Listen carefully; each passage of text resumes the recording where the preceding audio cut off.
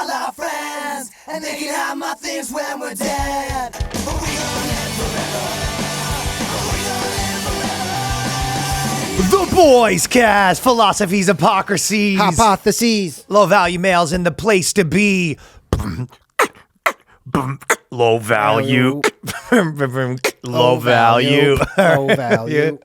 No, what I was thinking is that every dude has a million skills that they learned when they were younger, you know, walking on your hands, whatever it is, juggling, yo-yos, the shit that is not valuable right now. That's which sucks. Like if you go to a party and you go, hey, if a girl goes, hey, is there any dudes here who can beatbox? 9 guys. It's like, well, there's an actual real correlation to your age and how pathetic these things become to actually continue. Pulling the guy pulling out a yo-yo. Oh yeah. Like you're the yo-yo guy when you're 45 at like a dinner party. You're like, yeah, it's probably the last time we're inviting this guy. Anyway. Well, that's the problem though, because you do spend all this time with all these skills that were age specific. You know, all the girls were fucking yo-yo guys when we were younger. But then you'll never use that in real life. There's no scenario where you need to use a skill where it's like, oh my God, this guy, he's dying. Can anyone here do a kickflip? That's why with dudes, you see them get a skateboard in front of them. Everyone tries to get in the thing. But I'm officially declared, and by the way, we're doing a bit of a different episode today. So me and Danny are going to talk for a bit, and then we have Chris Williamson coming in. So he's a super cool guy, and he's like, he's out there doing dates with Jordan Peterson and stuff like that. And it's normally a lot of times we brought our boys on who are like comedians to kind of fuck around with us. Yeah. But we're trying this episode. We're going to have a separate thing where we're actually gonna, talk to him and ask him about his shit. Yeah, and he's a sharp dude, and he's got a lot of cool ideas. So. Yeah, and it's a kind of thinks a lot about the stuff we talk about a little bit, and then after that we're gonna do the Patreon episode and go through articles, just me and Danny, kind of what we. Also, can I just say one thing for people who are watching? Just if you're in New York, March 10th, I'm doing a stand-up recording March 10th at Brooklyn Comedy Club. Link in my bio on Twitter or whatever to get tickets. 3 shows, 7, 9, and 11. That'd be cool if you come out. So come to Danny's thing. I'll be there hanging, and also we're doing. I'll be releasing my special in a couple of weeks. And but I just wanted to say, so I'm officially declaring war on what I would consider the worst company in the world. I would say it goes. This is worse than Monsanto. Yeah. This is worse. All of big tech combined. Yeah. I put one lower than Blink Fitness. Nice. So these are the war lowest. On Blink Fitness. I have a war on Christmas. So we have our own wars. They're the lowest of the low. They are notorious. This has been a 3-year debacle. So during the pandemic, I was going there, right? Then I decide, they go, we're freezing everyone's memberships, right? Then they unfroze the memberships, but they said if you want to work out, you need to wear a mask and all that stuff. I know, I was going there. No, not even you have to wear a mask. Correct. You have to make an appointment. I was doing this. You have to make an appointment to come in. The appointments were 1 hour max. You had to make an appointment for 1 hour, and then you make the appointment, show up there, freezing cold, February, March, and they make you wait outside for an hour. That's what it was. And so I'm like, why do I have to make the appointment if you're making me wait outside in the freezing cold? And then they're like, yeah, the whole, the showers aren't working. Scumbinos. No, terrible. They're the same owners as Equinox, too. This is their fucking discount bullshit, but Equinox is not treating people like that. Well, so yes, exactly. And I'm like, okay, I'm not doing that, so just cancel my thing. And they go, well, you can't cancel. So I go on I'm talking to 3 different people. They keep charging my card, and they're like, the only thing you can do is, now they've charged me for 3 months, which I didn't notice. Mm-hmm. So basically I owe them $150, right? So yeah, what do you mean? Well, I didn't know for 3 months that I was getting charged until I had this conversation. I go, hey, if you guys, because it didn't go through because my credit card dumped, and I got a call from them basically being like, you haven't been paying, and I'm like, hey, I'm on frozen. Yeah. And then they're like, well, we unfroze the whole thing, right? Yeah. Then I go find out that if I'm gonna work out there, it's all this bullshit, and I go, yeah, first of all, I didn't know you unfroze, and I don't want to do this. And their thing is you have to send a physical letter, right? Yeah, so I owe them, or go in. So I owe them $150 or whatever, right? And I'm like, I don't want to pay this money because I've not been offered the service I have to, but whatever. Yes. So eventually I have to go into Blink Fitness, which isn't even that close to my house. So Remember, I went for you. One time. And it didn't work. Because I go, my friend, and they go, yeah, he has to come in. And then even coming in, because I had my own problem. They won't let you cancel on the phone. Yeah. So I go into this hellhole. They go, fine, we'll let you cancel or whatever. I have to pay off the money. Then they go, oh, you can go debate the money, whatever else. But there's no real way to do it. So I just take the hit, pay the thing, cancel it. This was 1.5 years ago. 3 months ago, I start getting Blink Fitness charges again. Gyms in general are notorious. And then the same thing happened, and they go, "Oh yeah, we froze your membership, and then we took it off frozen." I go, "What?" And then I talk to the people. I go, "Hey, I already went through this. I sent them all the emails being like, hey, here's me sending 40 emails, cancel my membership." And they go, "Yeah, I don't know what to tell you. Yeah. It didn't get canceled. We froze it." So the girl goes, "Yeah, we're canceling." And she just pressed froze. Yep. And she says they're doing it again. So this thing, which I was at the end of my wits with, is happening a second time. And I declare all out war. If you work out at Blink Fitness, if you work out in general, merch, if you're working out in general, you are part of the problem. If you've lifted a dumbbell or a barbell. Yes. By the way, not to... They are tainted. This is a organization of career criminals. Yeah. These people should be selling crack on a street corner. Mm-hmm. They are scum, dirt, the lowest of the low. I will say, though, my shares in their company have been going up. Big. But what you really need to do, though, Ryan, is you need to call the credit card company and dispute the charges. That's what I... The problem is, I'm spending fucking... Now I'm 24 hours deep into saving $100. Yeah, no. Dude, it's such a simple process. I've had StubHub. I had something with StubHub where they just like randomly charged me $300. And StubHub, they have one of those things where they go like, call us to figure it out, but then you can't get a hold of it. It's by design that it drives you so crazy, like the airlines where you can never get a hold of them. You do, you call your credit card company, you say, I didn't authorize this payment. I think I'm going to have to. No, dude, it's the easy, especially if it's like, you just call them, say, I don't authorize these payments. Then they have to go, basically they refund all the money within a window. You're not going to get the year and a half, but you'll get whatever. All right, well, I guess that's months. The move. But then they go to Blink Fitness and they say, hey, someone disputed this charge, prove that and then they'll say, we don't have any proof, and that'll be the end of it. And the other thing, this company is dead level. to me. I'd want them to rot in their graves. Dude, if you go, like, the thing is, go look Blink Fitness reviews online. There are 10. This is their business model. And I got. What you are saying right now is their literal business model. Of scamming people. They're like half gym, half Ponzi They're one step, I would say, below, in my opinion, the people that go try to scam old people out of their Social Security checks. Yeah, because they're scamming young people.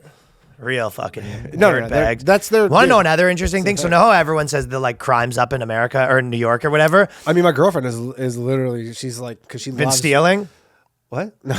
No, she loves the fear porn, murder porn stuff. And there was that girl, the Asian girl who just got killed the other day in Chinatown or whatever. And there's it's pretty crazy. This guy straight up, like my girlfriend's like obsessed with it, but followed this girl, got home at 4:30 in the morning, got out of, it's really actually sad and like really unlucky. Got out of her taxi at 4:30 in the morning, walks in her walk up in Chinatown. As she walks in, this guy literally, so he must have been within 50 feet, just kind of skulking around looking to murder somebody or rape somebody. And then, and he was classic because New York has this, like, he was out on bail for some bunch of other shit already. And then as she goes in, he just like sneaks in, follows her up to like her apartment and like kills her. It's pretty fucked up. So she's been worried about that. Well, she's like, New York's unsafe. She goes, Danny. And I tried to tell her, I'm like, look, like the odds of this, it's not like a regular She calls Danny. She goes, I'm scared that someone's going to break into my house and kill me. So I need you to come over here and call a real man. Dude, I'm not even exaggerating. If you wouldn't mind, Danny, do you know any men who would be able to protect me? She made me a piece of shit last night because she's like, a bit like, she just gets caught up in this stuff in the news and she reads all the YouTube. And last night she goes like, I had just finished my show. It was 1:45 in the morning. I'm talking to her and she's like, would you maybe come over here? I'm like, no. I'm not coming over there right now. Nah, I just spanked him. Nah, dog. Nah, dog. I ain't coming over there. Really? I'm like, if you're going to make me, I guess, but please don't make me come over there right now. It's cold out. I'm tired. I'm like about to go to bed. Well, they have And I'm like, again, she lives in a doorman building. Like, nobody's coming to murder you. Like, yeah. But if they are, you're not going to stop her. But like the opposite. The sad thing is with this girl is like, it was, if she just walked in and closed that door behind her, alive. Whoa. And she just like kind of like swung it open and then he just snuck in. And let that be a lesson. Yeah. I mean, New York City, I tell people and because people are like crime's bad. Our buddy JJ moved here and he was asking me about crime. I go, look, you got to be aware in any large city of your surroundings. Like you're not in fucking Omaha or some shit or whatever. Like be aware. He's sitting here with Seth Rogen. I mean, no, it's Seth Rogen. Oh, yeah, I guess that was his thing, right? With the car.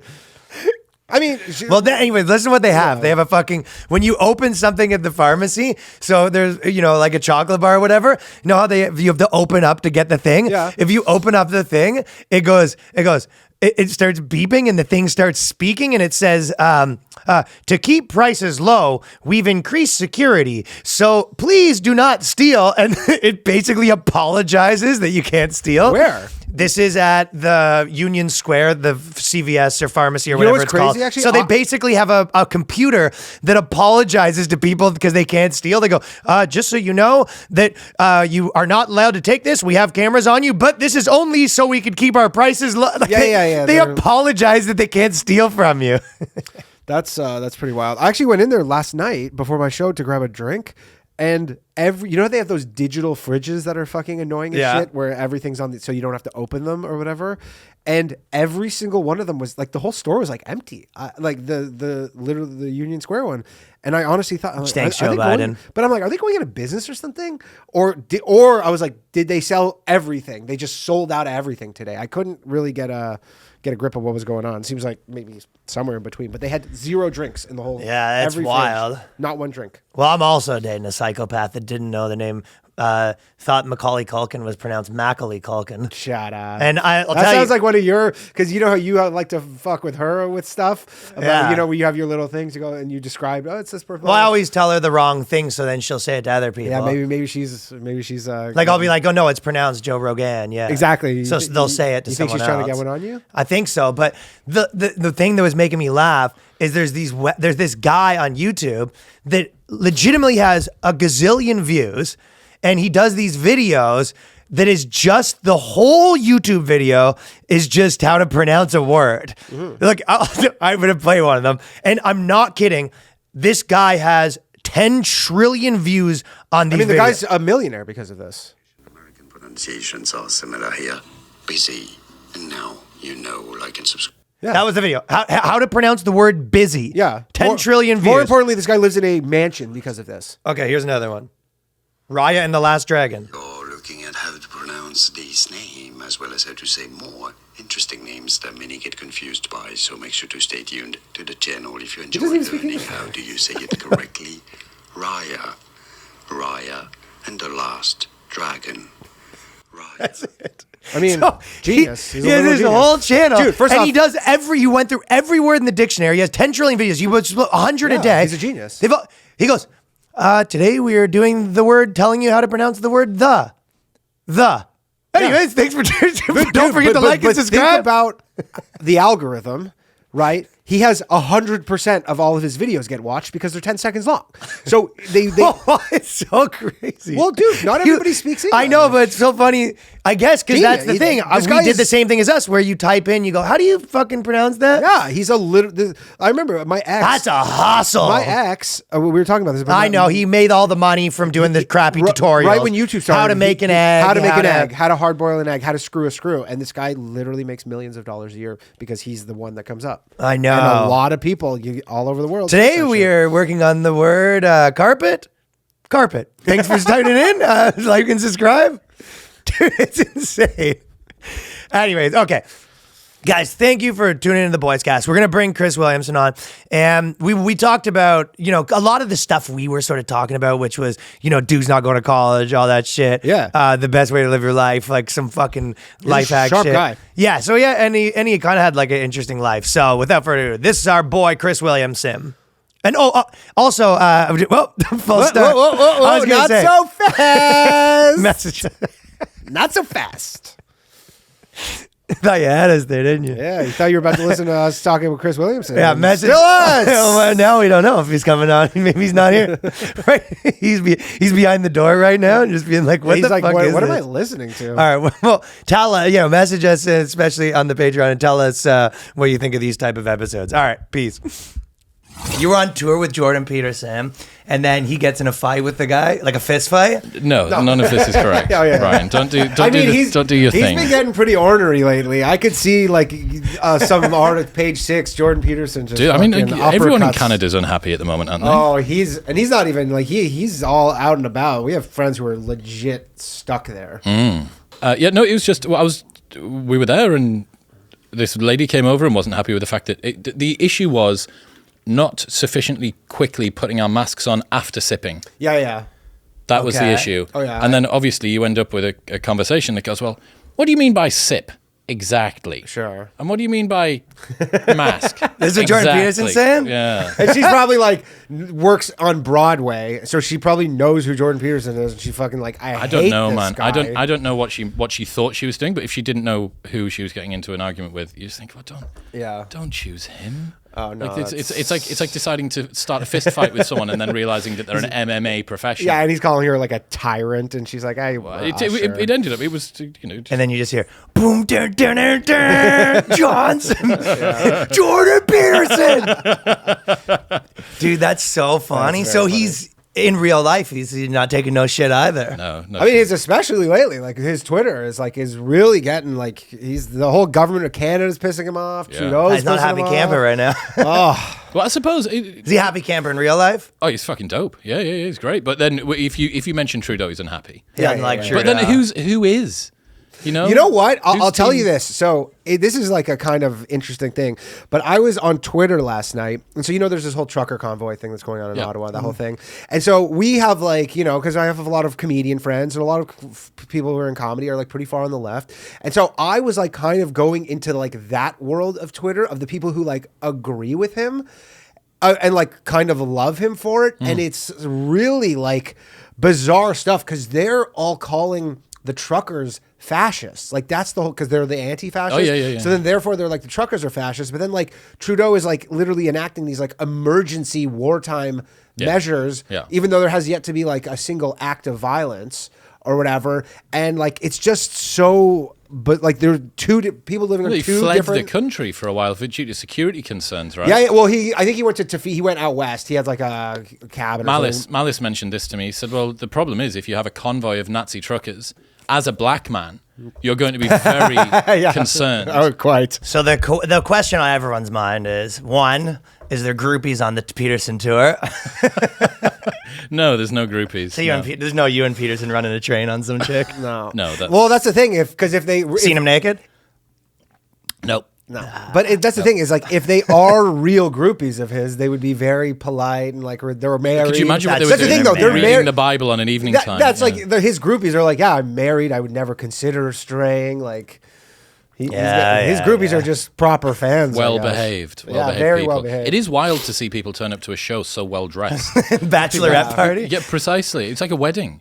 Yeah. Like, what's going on here? Yeah, well, because he started rocking. I remember like we were living in Toronto and he started having his whole like ascendance, and he started wearing that 3-piece suit. Like he was wearing the regular suit, and then he started wearing like the 3, and then you see it as things like people wearing the 3-piece suit. Yeah, serious. Yeah. I'd love the idea of the bachelorette party showing up to the Jordan Peterson party. Just sashes. Sashes on. Woo! Take them off! Yeah, they just thought they were going to a show. The hen party? The hen party at the Peterson.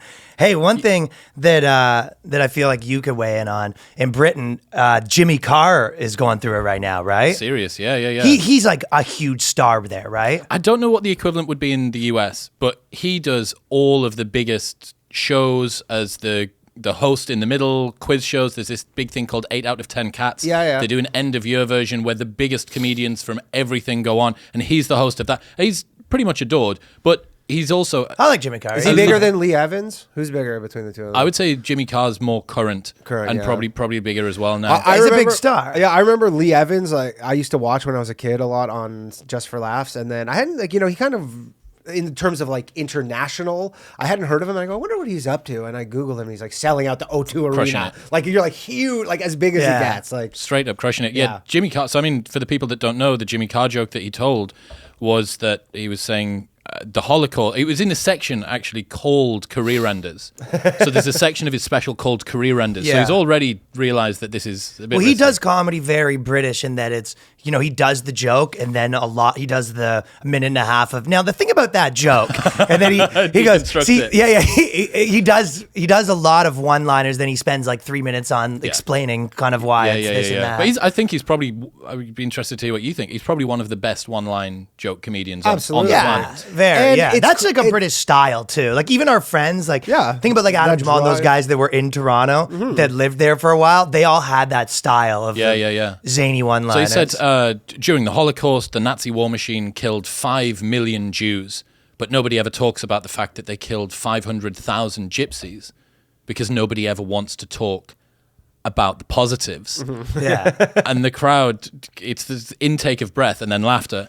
And that special's been up for a while. Yeah. Special's been up for That's the 3 months, part, 4 months.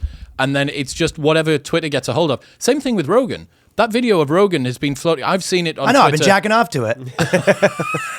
It's been prime spank bank material for him. And that's been around for it, but you get it at the right time when the person's in the right whatever. And the or you figure out the way to just like...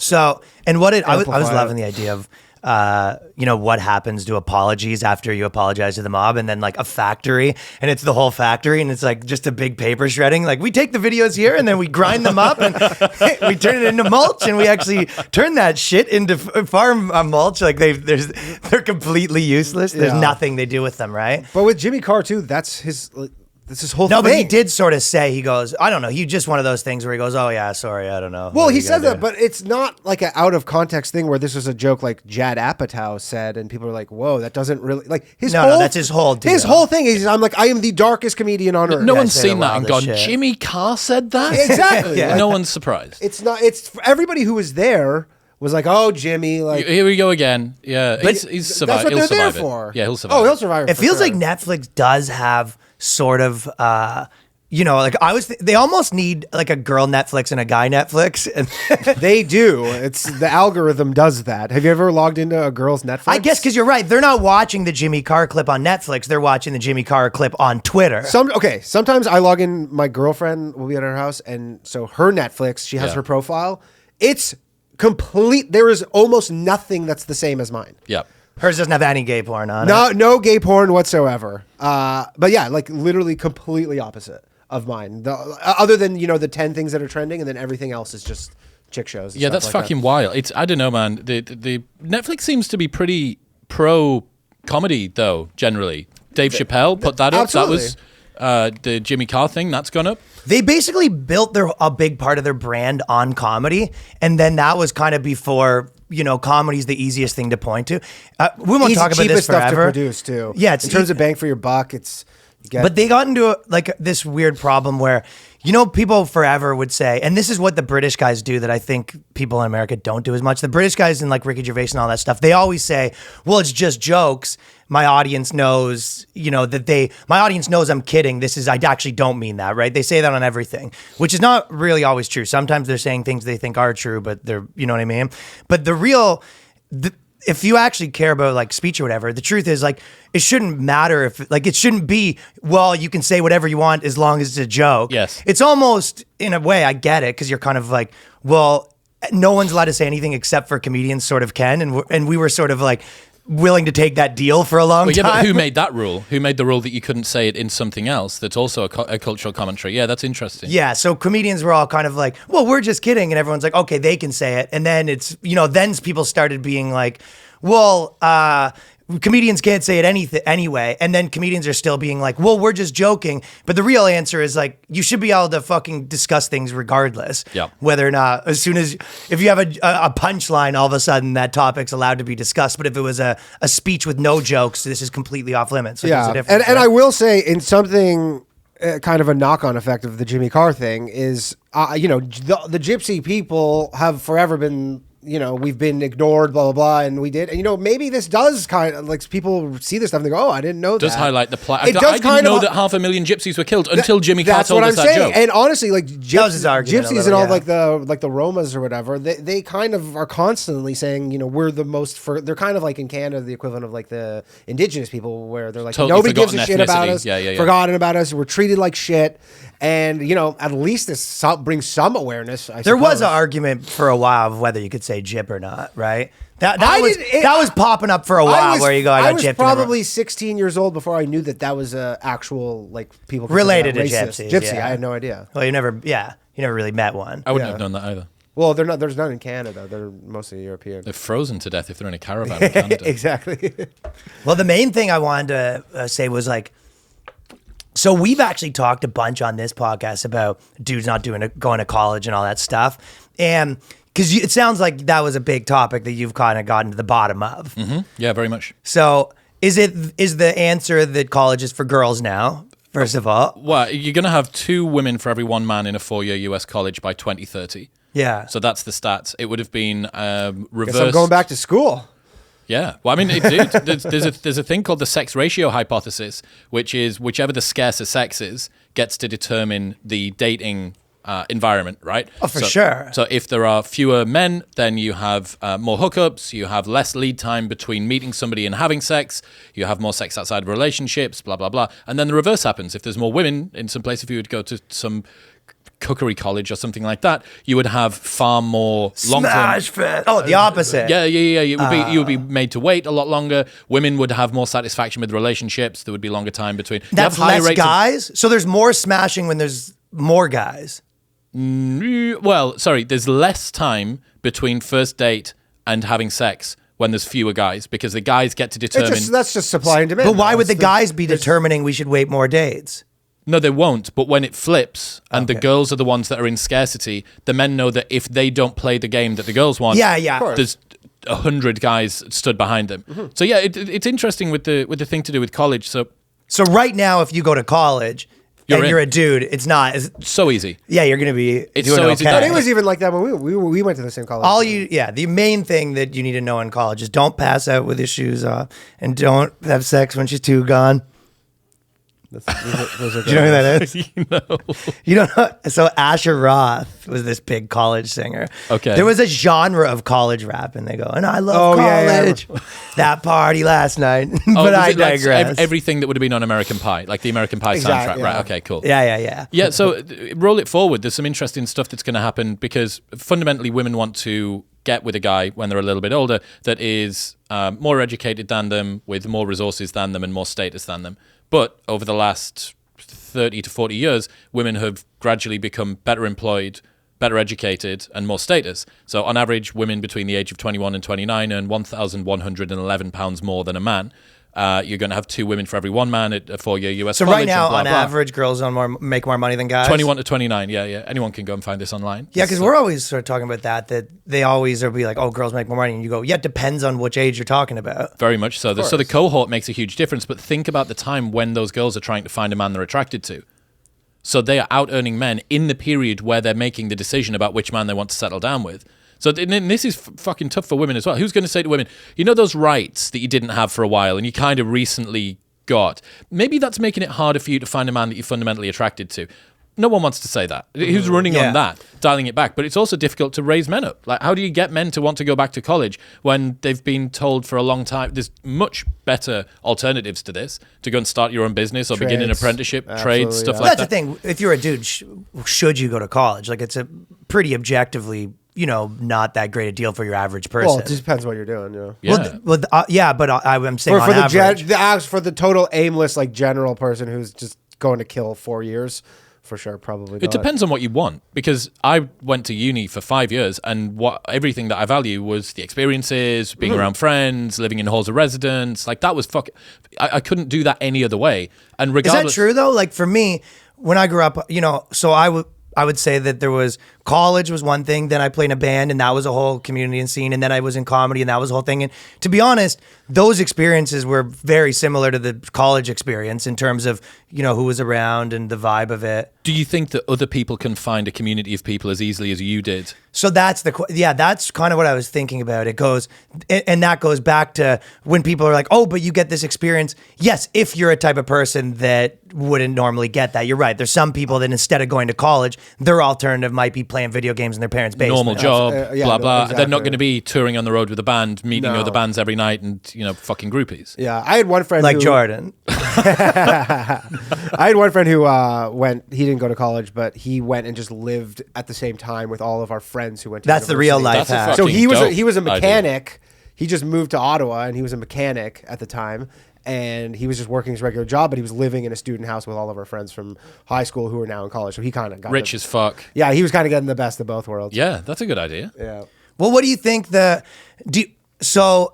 that's kind of the situation where you go, guys aren't going to college, and then girls like dudes that are, you know, educated and employed. is the actual thing that happens on average is that girls start being down with having a guy that makes less money than them, because that's sort of like biological, right? Unfortunately, no. So guys that are in relationships with girls where the man isn't the primary breadwinner, 50% more likely to need to use erectile dysfunction medication. Relationships are pretty much twice as likely to end in divorce if the woman earns more than the man. We just had an article that said they're more likely to have to fake orgasms. That one happened as well, yeah. And that was to do with, I was not Probably too sure. It was all a study on Danny's chick. Oh yeah. It was the claim there was to do with emasculating the man and like what was it, fragile masculinity. I'm not really too sure that that's the case, because you also have a selection effect here. It's like who's getting into this relationship. It's not about the dynamic within it, but it's really, really hard for women to not want to be attracted to the guy that has good prospects. And think about the memes that you see online, like don't settle for less, clap back, be a boss bitch, you deserve more. Like all of this appears. And you're like, there's 10 of those guys. Yes. Yeah. Precisely. So it's and they have their act, and they're choosing from 12,000 of you. Precisely. Yeah. So I mean, I will say though, I guess for women, because they have the biological element of, you know, whatever the clock's ticking, they can kind of be they're gross. They can be that selective for a time, and then eventually, I mean, you see it a lot. They'll be like, you know what, I'm going to keep my options open. I'm going to really aim high, and then you see it all the time where they're like, all right, it's time to stop aiming high. And Chuck's fine. Yeah, let's just settle down here. Well, that's hitting the wall, and that's scary, because the problem is, imagine this, right? You're a girl who is told by culture that if you get a good job and become employed, you can have it all, and then you can settle down and get a family later on. And maybe that's true, but you go through all of your 20s, getting a PhD or a master's or something, and you start a company and you're earning loads of money, and then you find out at 29 years old, when you think, okay, I've done a good bit of stuff, maybe it's time to find a partner and settle down, that all of the guys that you want to date, you're getting out-competed by some 21-year-old barista that's hot as fuck, but 8 years younger than you. And you go, oh, one of the primary things I brought to the table was youth, not my credentials. So it's tough for both sides, man. Like there's this huge asymmetry in terms of how much better it is for guys. You get a 90% increase in right swipes on Tinder if you have a master's versus a bachelor's degree. So, like, if you consider... So, guys, if you're listening, lie about having a master's degree. There you go. No one's checking. Yeah. No one's checking. Yeah. But so the point is that it's one of those things. You're going to get these asymmetries, right? And whatever it is, the bottom 20% of men... the bottom 80% of men compete for the bottom 20% of women on Tinder. The top 80% of women compete for the top 20% of men. Is that that's the dating imbalance thing that you've been talking about? Yes, Pareto distribution. Yeah, but it happens to be shown out perfectly. Yeah. Well, I mean, the 80-20 rule is like, it fucking applies everywhere. to everything. Yeah, everywhere. But you have these turbo chads, you know, if you top 20% of guys have access to pretty much the entire dating market, they can choose whatever they want. They're not going to settle down. They're not settling down at all. And the final part of this puzzle, which is really weird, girls will sleep with guys that are outside of their normal dating window and think that skews their future preferences for what they want. So they're going to have sex with a guy that was never going to wife them up or make them give them a relationship. But they go higher, not lower. Yeah, so they're going to presume, oh, well, I'm no longer going to settle for this type of guy because I fucked this type of guy. Yeah. It's never going to come back down. It's like anchoring. Precisely, yeah. It really is, because, you know, every dude will be, you know... like some fucking whoever, savage. Yeah, whatever. Yeah. You'll smash kind of anything, and she might be like, "Oh, this is something." And that's my new whatever waterline for what I'm supposed to go with, and you realize that person was never ever going to get into a relationship with you. Yeah. But the reverse doesn't happen with guys. You know, it's very rare that some super hot chick just finds you at the right time and you could be that drunken mistake. It's and then you're like, I'm never going below that. Yeah, you're showing up to the boys like, this is me now, bros. Get used to it. Living the high life. Yeah. Well, because there's almost two, I guess for girls, that's their own ball of problems that, you know, have fun with that. For dudes, it kind of is, there's the on average what to do, but then there is the specific individual thing, because I'm always like, you could, no matter what, as a dude, you could beat the trick to being a dude is like, hey, how do I get closer to that 20%? Yep. A little bit, right? Yeah. Or find a girl, settle down, and take her away from the muck. Yeah, well, I mean, get out of the muck. That's a fucking thing. It's not find your new Pareto distribution somewhere where you are the 20%. You may not be in the top 20%. You're just saying go to a small pond. Well, just a different pond. You may not be the top 20% guy that's banging all the chicks at, if you're on Wall Street in New York City, but you might have been Yonkers. But if you move to somewhere where, just having teeth is, you know what I mean? A little bit, right? So I think I always said Ryan's TED Talk: go wherever they don't have teeth. No, but even when you're talking about the being. The girls like guys with more money and all that stuff, right? Yep. They do, but at the same time, there's dudes that have hacked that by making themselves the more important entity. Like, for example, let's say that the girl made more money, but you all went to like a church and the guy was like a big shot at the church. Okay. His status is worth more than the money. So you can... I mean, comedy is literally that. Comedy is 1,000% too. that. Like, we know so many guys who are punching... I was that. Yeah, I mean, I probably am that too, but like punching well above their weight, and then and they're not even successful. They're just... Well, there's a lot of different ways. But you were for that age group and for that thing. Right, for yeah. example, when I was 19, being in this popular band, like that is pretty high. But if you're 30 with that same amount of success and money, like it's a different thing. Mm-hmm. So date younger is the first one, right? Well, it's easy to impress, yeah.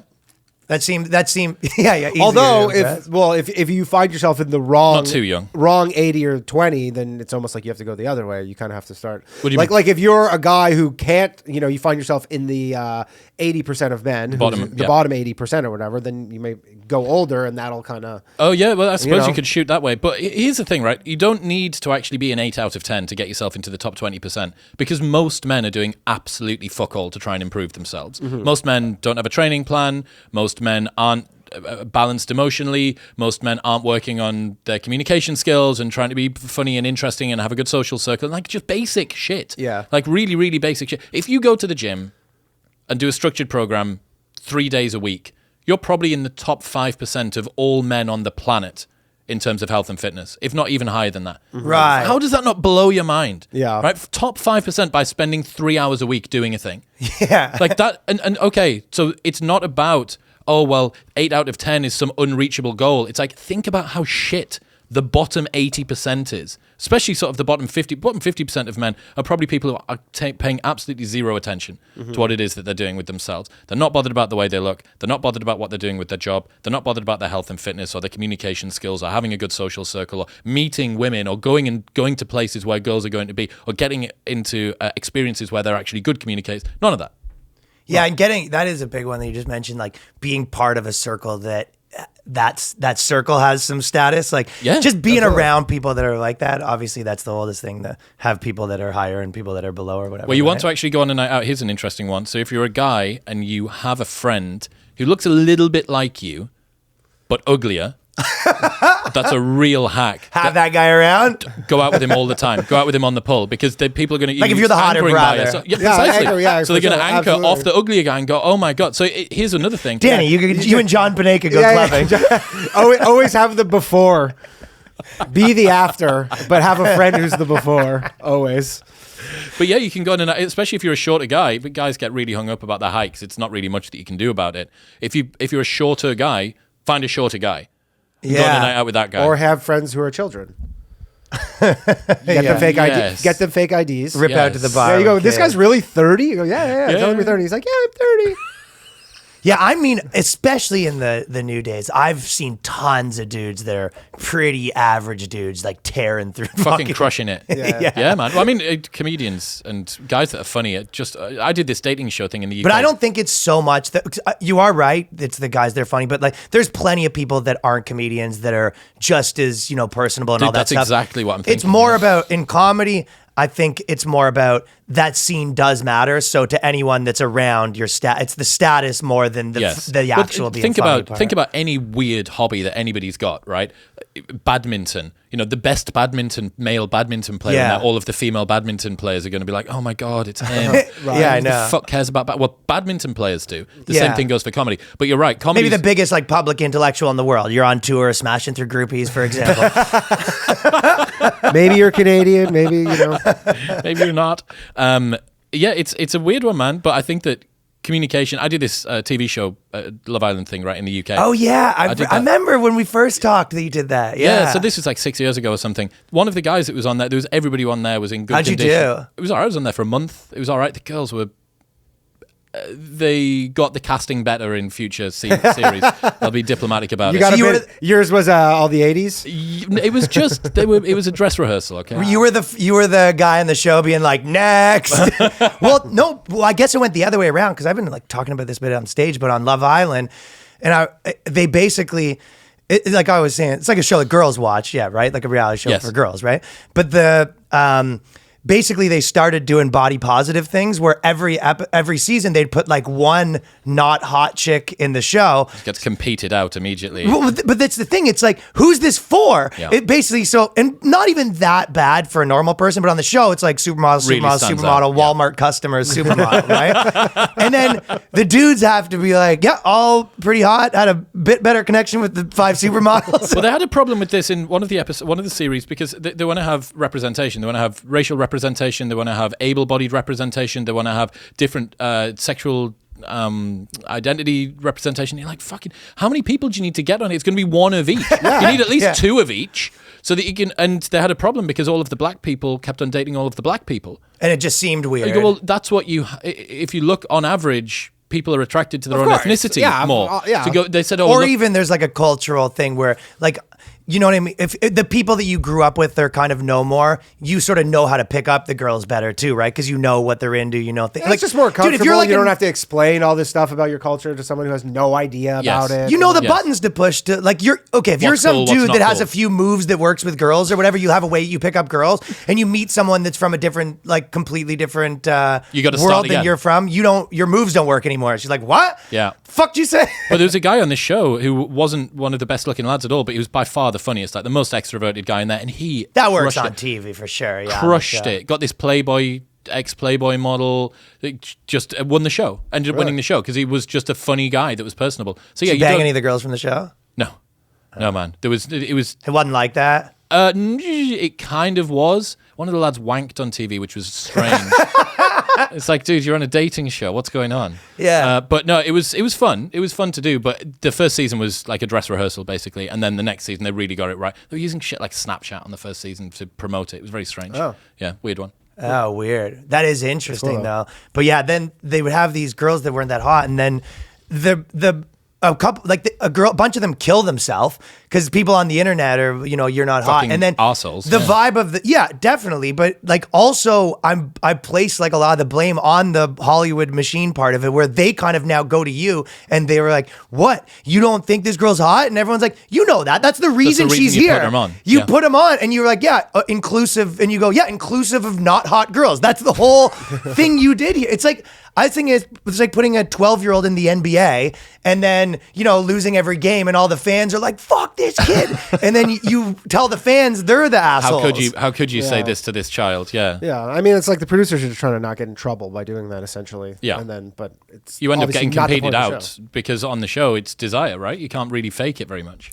Yeah. So there's we had like a question and I thought I'd lead it into my next part of it, which you sort of touched on, but this guy said, hey, I've got a serious advice question. So I'm 22, been dating this girl for 4 years. She's smart, logical, pretty sick, not naggy, blah, blah. He goes, only downside is I can tell she comes from a pretty rich family, so she likes expensive things. That's not his point, but any advice on dudes that are dating chicks that want the fancy things? Become rich? You can't switch that, you think? No, it's hard. I think materialism's like a set point. I mean, if you grow up accustomed a certain way and you're just being really expected to just totally change your life, it's hard, yeah. Think about it this way, that a lot of the patterns that we look for in our partners are what we were shown by our opposite sex parent. So the way that our parents show each other love, if they were arguing a lot, that's what we presume. Because what we've seen is this was a successful family because it made me. My dad used to give her hockey pucks. And I don't know what that is. A hockey family, I'm saying. Oh, okay. I thought that was like punch her in the eye and give her a black eye or something. A cricket bat. Cricket bat. So yeah. A girl's soccer ball. What you grow up with is what you then look for in later life a lot of the time, I think.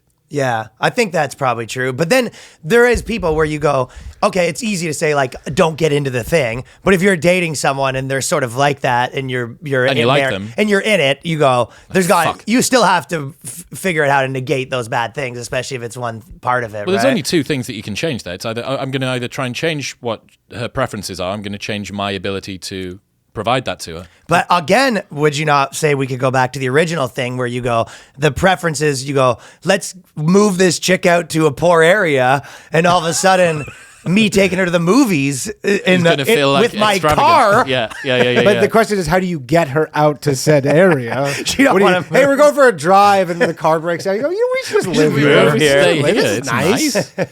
It's a nice town. Yeah, there isn't a perfect answer. I feel the only real perfect answer is just sort of you slowly have to change their taste, which I always say, like, I don't care about the money as much. I actually don't like doing fancy things or whatever. And men can influence women. Like, any dude's dated a girl, and then, within 4 months, like, all her favorite bands happen to be the ones you like or they've whatever, started right? going to the gym with you, or they've started doing whatever it is that you're into. Right. So love football. They've never loved football. Imagine you were like a hippie guy, right? And your whole thing was, I'm this kind of like tour with Grateful Dead, vegan hippie guy. Materialism is bad or whatever, right?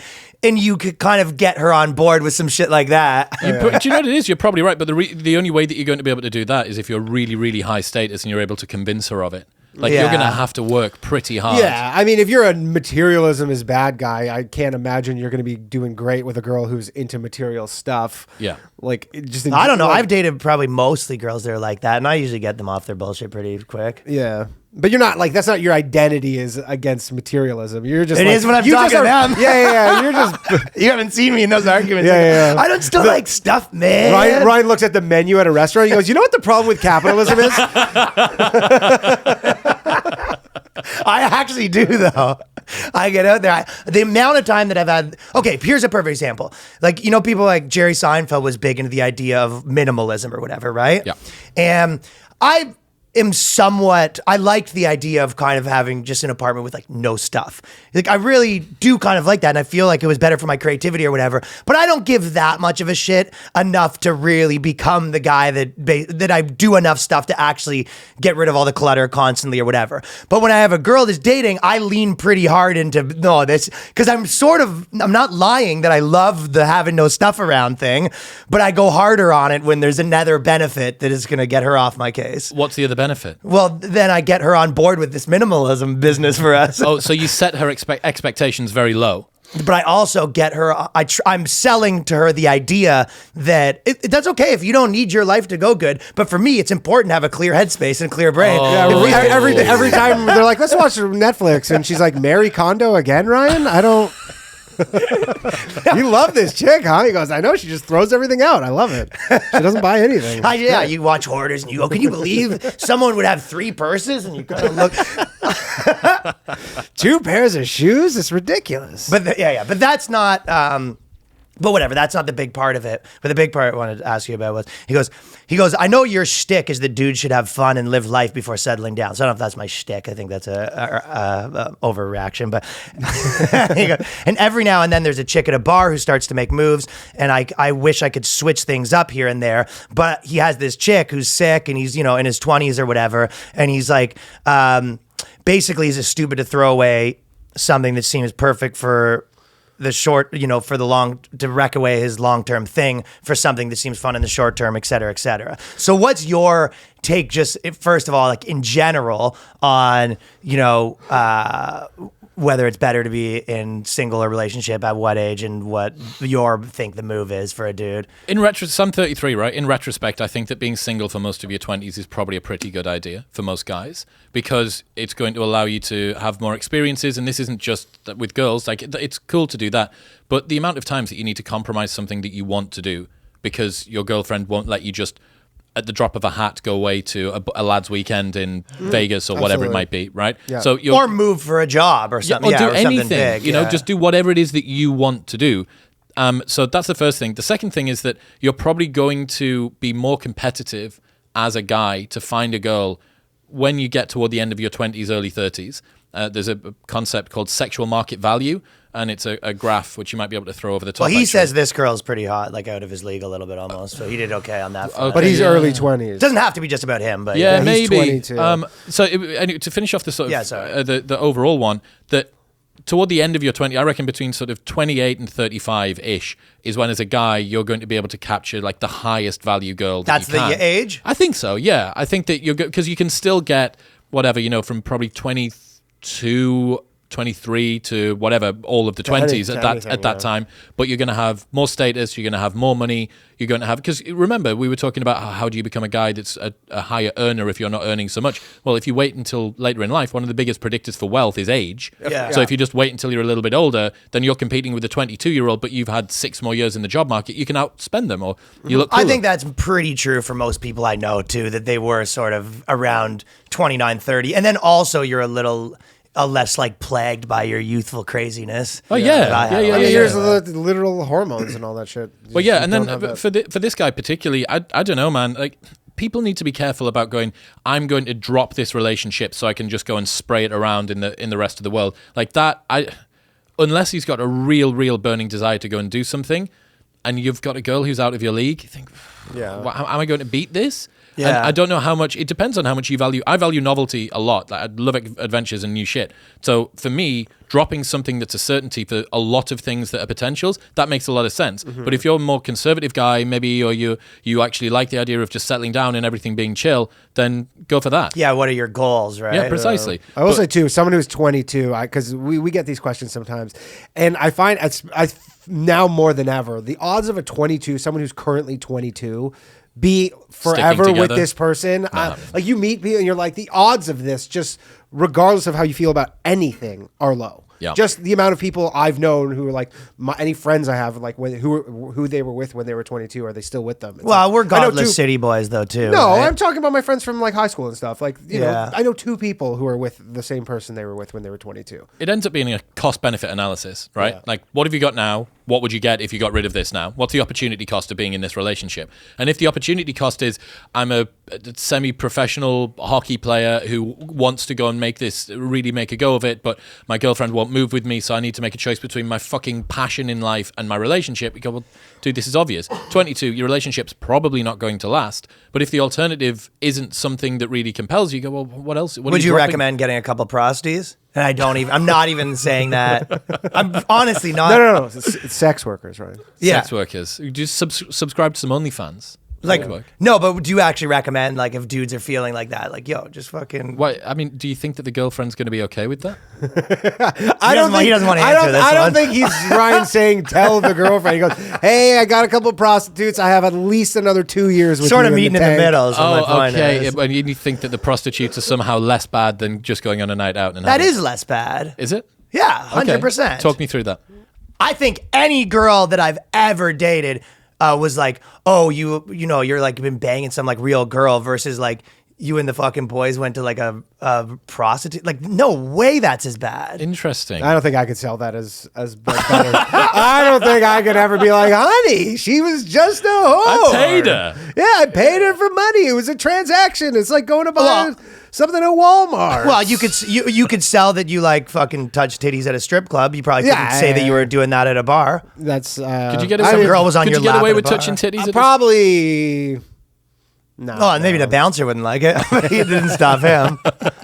Well, okay. So my point is more just. I remember when and I guess you said you were like a club promoter and this reality TV star or whatever, right? So you were probably like out there, and then for some people that like I remember me and Waldo and stuff were talking to some guys who were like 40 and they were just like married and stuff, and they're like, yeah, that like thing of trying to wanting to smash other girls or whatever just like never went away. Wow. And they're just like, yeah, just like.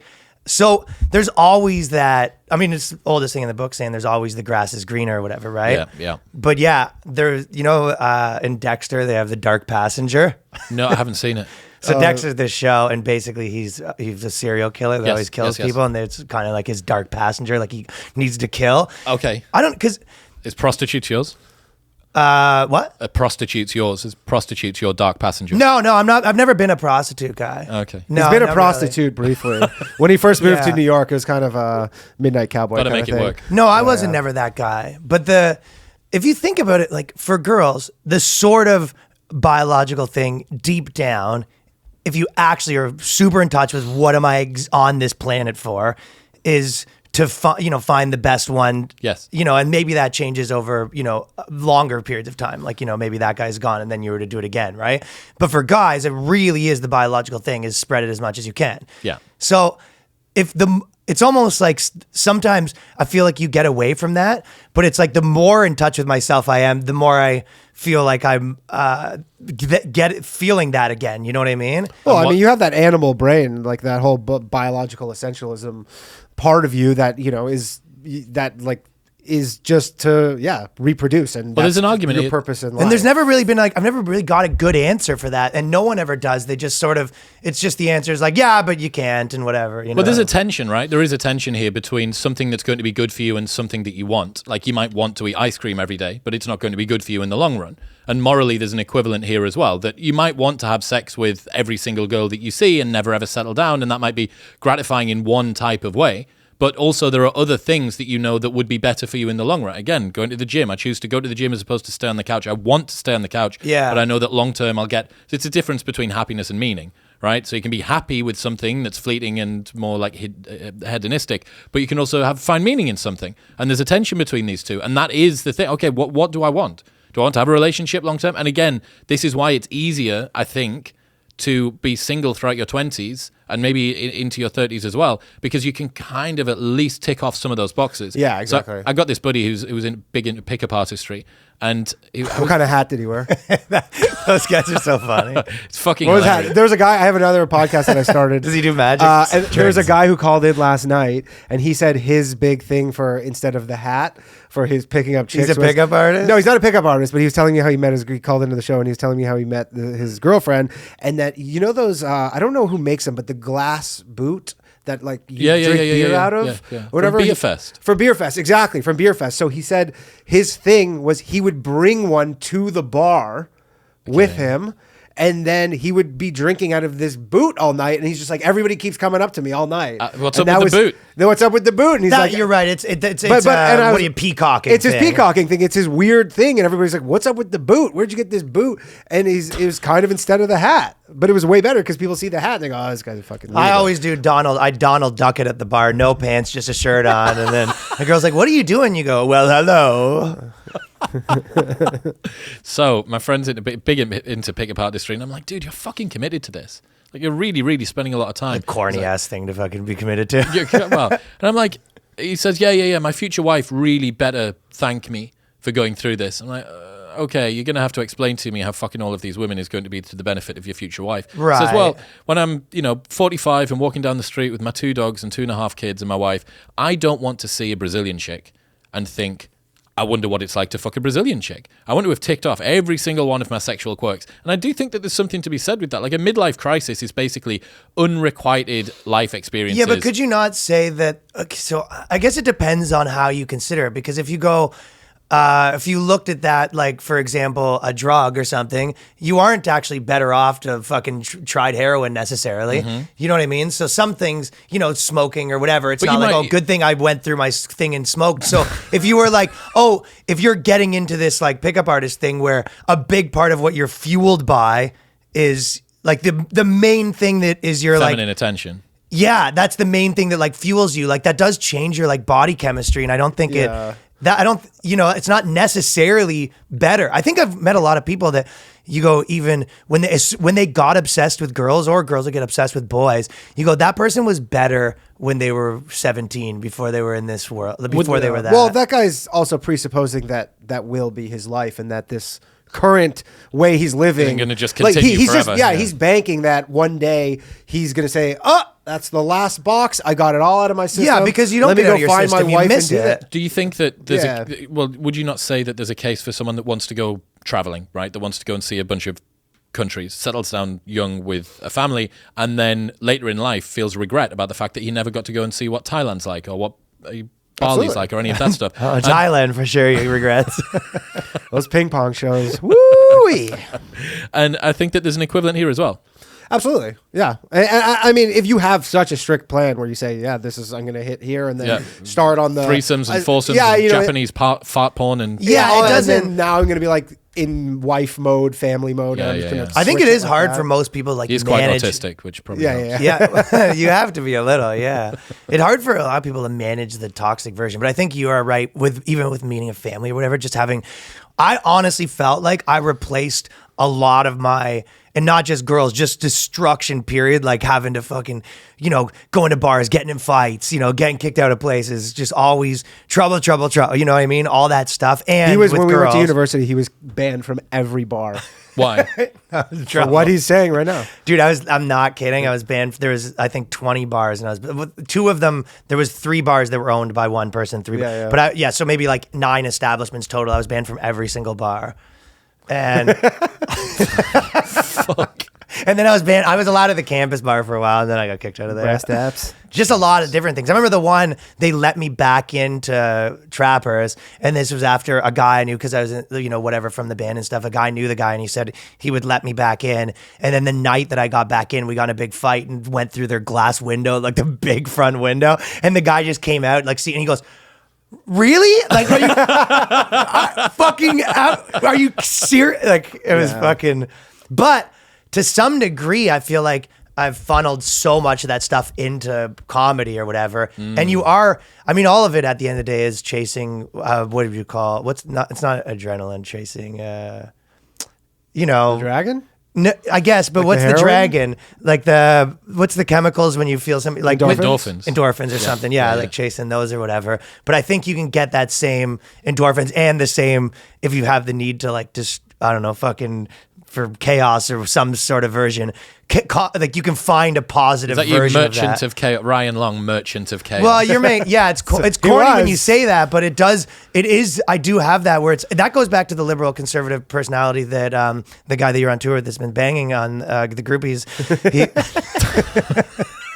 No, but do you know the thing where certain people are better at like the liberal personality, you want to like build stuff up, and the other people are better at like maintaining. Like, a lot of ways I've always felt like that with everything. It's like very fun to like build, and then once something's going, you're kind of like, all right, like what's new? What's next? Yeah. Well, that's like that pioneer mindset that all guys have, I think. Yeah. All guys want to know what's new, and that's precisely the how do you say, the magic of going on a night out and getting with a chick. It's not necessarily about who she is. It's about the conquest. It's about feeling like, this was new and different, and I don't know if it's going to happen. Yes, I don't know if it's going to happen. And maybe a win, right? Like I feel like it's like if you become a gym guy, you know what I mean? Where that, like, that thing where it's like, okay, if I didn't do anything else, I went to the gym today. Like, that does keep you on track. Yeah. I feel like some guys replace everything with girls where it becomes, okay, fucking all this stuff's falling apart, but I did like take down a girl tonight. This chick last night. Yeah, exactly. So that part is kind of in order. Everyone's got their comfort blanket. Yeah, it's it becomes a comfort blanket, and there's better ones than probably like the toxic ones, I guess, right? Yeah, I'd say so. Yeah. Like, I mean, it's probably sex is better than drugs, but yeah, there's some people who are pathologically like, just like workers and stuff, Yeah. But you see this with people, right? The people that used to have one type of addiction, then they'll become an ultra runner or whatever. And you go, well, this is still an addiction. You just managed to repurpose the addictive part of you into something that society thinks, and probably everybody thinks, is less bad than taking drugs. Yeah, 100%. Yeah, there is probably, I feel like I'm always like, get more obsessed with the structural components because that's why those are the ones that are easier to fix. So it's like that idea of if you are in a relationship and everyone else is doing this thing and you're like, am I missing out on that? That could easily be solved by, having a social circle that's a little older than you, maybe, for example, right? Maybe you hang out with like your work friends instead of, your college party friends who are on that circuit, because being around, it's kind of like when I stopped being in a band, like I wanted to be the guy that was like, okay, that's in the past, I move forward. I didn't want to go to shows and be around that thing anymore. Do you find that with, because you kind of had a pretty big like life change of what you do, I would say. Right? Yeah. So I was a club promoter for a long time, and dude, it's just it's good. That's a murky world. It's fucking dark, man, but it's fun, especially in the UK because it's so easy. Each city's only about 1 million people, between 1 and 2 million people, so it's pretty easy to like conquer a city and be the best known guy that's there. Were you the guy? Yeah, there's usually only about sort of 3 companies per city, and I was like the owner of one of the big 3, which is pretty cool. And it's a good situation to be in while you're at university. You don't pay for anything. You get to go on nights out. All the girls know who you are. So it's fun. Like, it's a good way to spend your time. But you get toward the end of your 20s and you're like, fucking hell, like, is this really all that I've got to offer the world? It's like just cheap Jaeger bombs and those 6 a.m. nights get tough too, they right? fucking ruin you. Yeah. So it's horses for courses. But this is why I think that I always thought when I was younger that I should try and be more mature because I was looking up to guys that were older than me. And I was like, oh, well, what they do now is what I should do now. You go, well, no, what they did when they were your age wasn't what they're doing now. Exactly. They grew up on an arc. Yeah, exactly. And that's what I think sometimes we can try and make ourselves I'm not trying to advocate like more immaturity, but we can try and think the admirable thing to do is like to be more mature and more chill and more relaxed and not do the adventures and not do the crazy shit. You're like, well, no. When you look back, you're going to look back. You've got the rest of your life to not do fun stuff. Yeah, exactly. You only have a short window of time to be able to go out and actually do some interesting shit. Yeah. You don't want to look back and be like, I'm glad I was so conservative when I was 18 Precisely. with everything. And that's where you get a midlife crisis. That's what I'm pretty sure. I mean, I have friends, and I do think about it. Like, I have some friends who, probably like married the second girl they ever slept with. Yep. And I can, maybe they don't, but I always think like, man, like I find it hard to believe that. Do you think that you'd be able to predict the ones that are maybe going to have a midlife breakdown and I have one who honestly, they seem fine with it. Maybe that's just I'm projecting like my thoughts on them, but I often think if I was in that boat, that would be something that I would be thinking about constantly. That's the Brazilian chick walking down the street thing, right? That's he wants to tick off the boxes. So there is an element of truth to it. But yeah, I think it's like not dedicating yourself to just pulling chicks and wearing a big hat or taking a boot on a night out with you, but also ticking off everything, but also settling down with the girl if she's out of your league. Like this is why it's interesting. This is why it's interesting because it's difficult and there isn't a one size fits all answer. So I think that that it like kind of is the best way to look at it is like it's not even that there's no bad answer, there's just no good answer. They all have their own sets of problems. Dude, I was with trade-offs for everything. I was out for dinner with Douglas Murray. He's I love Douglas Murray. Fucking dope guy, man. This guy's been on the scene since he's been here, man. Oh, yeah, I know. I've been here 1 week and I've made all the friends. Is in New York? Yeah. He lives here? No. Oh, he lives here? Yeah. Oh, okay. Did they kick him out of the UK or something? He's a bit of a heretic there, huh? Because he's gay, right? Everywhere. But he's like, and so because they really wanted him to fit in this specific mold, but he's conservative gay guy, and he just was saying all this shit that you're just like, he's a great guy. Yeah. And he told me this story from Christopher Hitchens, one of the 4 horsemen of the apocalypse atheist guy, and he said, Douglas, you must choose your regrets. And it's like, that's a fucking cool way to look at it. It's not about minimizing regrets or escaping regrets at all. It's how can you choose the regret that you want to have? Mm-hmm. Because staying with the girl means you don't get to have sex with all the girls throughout your 20s. Having sex with the girls means that you get to let the one that you thought might be the one go. Mm-hmm. Which regret do you want? Yeah. That's a good way to look at it. Absolutely. Yeah.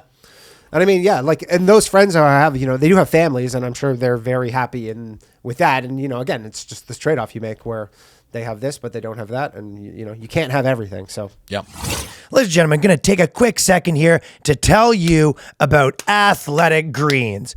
Get it in ya.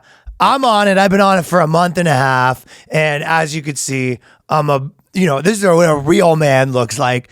A dude that's been mainlining every morning Athletic Greens. It's got a fruity taste that you actually look forward to taking it. So this is a quick way, if you don't have a lot of time, to expand better gut health, more energy, optimized immune system. If you don't like taking pills, which to be honest, kind of weird. I used to not mind it, and now I sort of am less liking taking pills. If you want a supplement that tastes great and you want to see what the hype's about, I'm sure you've heard people talking about Athletic Greens. So mild tropical taste, the best way to describe it. I kind of look forward to taking it in the morning, and Danny was telling me before that I should be shaking it up and not stirring it. So that is that's a new advancement in my ingestment of Athletic Greens. So one delicious scoop, you're absorbing 75 high-quality vitamins, minerals, whole food source superfoods, probiotics, and adaptogens to start your day right. Special blend of ingredients supports your gut health, your nervous system, your immune system, your energy, recovery, focus, aging, all of the things. Supports mental clarity and awareness. You're investing in an all-in-one nutritional insurance trusted by leading healthcare experts such as Tim Ferriss, Ricky Gervais, and also now us, health experts such as myself. So right now it's time to reclaim your health and arm your immune system with convenient daily nutrition, especially heading into the flu season. It's just one scoop and a cup of water every day. That's it. No need for a million different pills and supplements to look out for your health. This is a one-stop shop. To make it easy, Athletic Greens is going to give you a free 1-year supply of immune-supporting vitamin D and 5 free travel packs with your first purchase. All you have to do is visit athleticgreens.com/boyscast. Again, that is athleticgreens.com/boyscast to take ownership over your health and pick up the ultimate daily nutritional insurance. Going to take another quick break here to tell you about Butcher Box, the man supply that I've got myself on. I got my dad on it, so my dad's a Butcher Box guy now. So the highest quality meat. You bring people over, they say, what? I didn't know I was going to I didn't know I was going to the house of a movie star. So meal prepping can be difficult. Butcher Box makes it easy. It's a subscription service that takes the guesswork out of finding high quality meat. Butcher Box sources their meat from partners with the highest standards of quality. No more searching around the grocery store for 100% grass-fed beef, which I hate doing. Free-range organic chicken, wild-caught seafood, and more. Their sourcing decisions are made holistically, keeping the farmer, the planet, the animal, and your family in mind. So I got everybody on it. I'm more of a chicken guy. We've talked about it. DP's more of a seafood gal. Every month, ButcherBox ships a curated selection of high-quality meat right to your home. Free shipping for the continental U.S., so they have no antibiotics or added hormones. Each box contains between 8 and 14 pounds of meat. Depending on the box you choose, that's enough for 24 individual meals, packed fresh, shipped frozen for convenience, so you can save time on your next grocery store trip. Customize your own box or go with one of theirs. Either way, you get exactly what you want. So you want to get on ButcherBox. For a limited time, ButcherBox is offering new members and the BoysCast listeners a great deal for the new year. Sign up at butcherbox.com/BoysCast and you'll receive the ultimate New Year's bundle in your first box. This deal includes ground beef, chicken thighs, pork butt. That's more than 7 pounds of meat added in your first box for free. Get this New Year's bundle before it's gone by going to butcherbox.com/boyscast. That's butcherbox.com/boyscast. All right, let's get back into it. What do you think of there's kind of, because, things went so far like left wing or whatever in the last little while, right? And then it feels like there's such a big reaction the other way. Like, what do you think of all the guys who are into like NoFap and like trad wives and all that sort of stuff? Like, do you think that the jerking off's bad and shit like that? I've never seen. So the only people that I've seen that have ever benefited from NoFap are pathological fappers. Like, if like you're jacking it, I guess Muhammad Ali, that was his thing. He leading up to fights. Semen retention. Well, someone called in with that one too. Semen retention. What do you think about semen retention? I go, and then you just go like this. They were asking. He asked me. He goes, "What do you think about like I'm trying to do semen retention?" I'm like, "Yeah, I tried that once. I got 4 days, maybe. I think my max is 4 days." I don't know, man. So that for me, these people talk about the fucking levitation and girls are going to be able to smell your pheromones and all this stuff. If you go deep down... they say that there's girls like you more if they can smell all the semen in irresistible. your body. Yeah, dude, it's coming out of your pores. Dude, if you want some cool shit to react to, just go deep into the NoFap archives on Reddit and you will find wild stories. Yeah. So, but that being said, if you're fapping it more than twice a day, every day, like 3 or 4 times a day, plus time to find whatever video it is, which takes longer than the fap, and then the time to clean up. It's like a part-time job.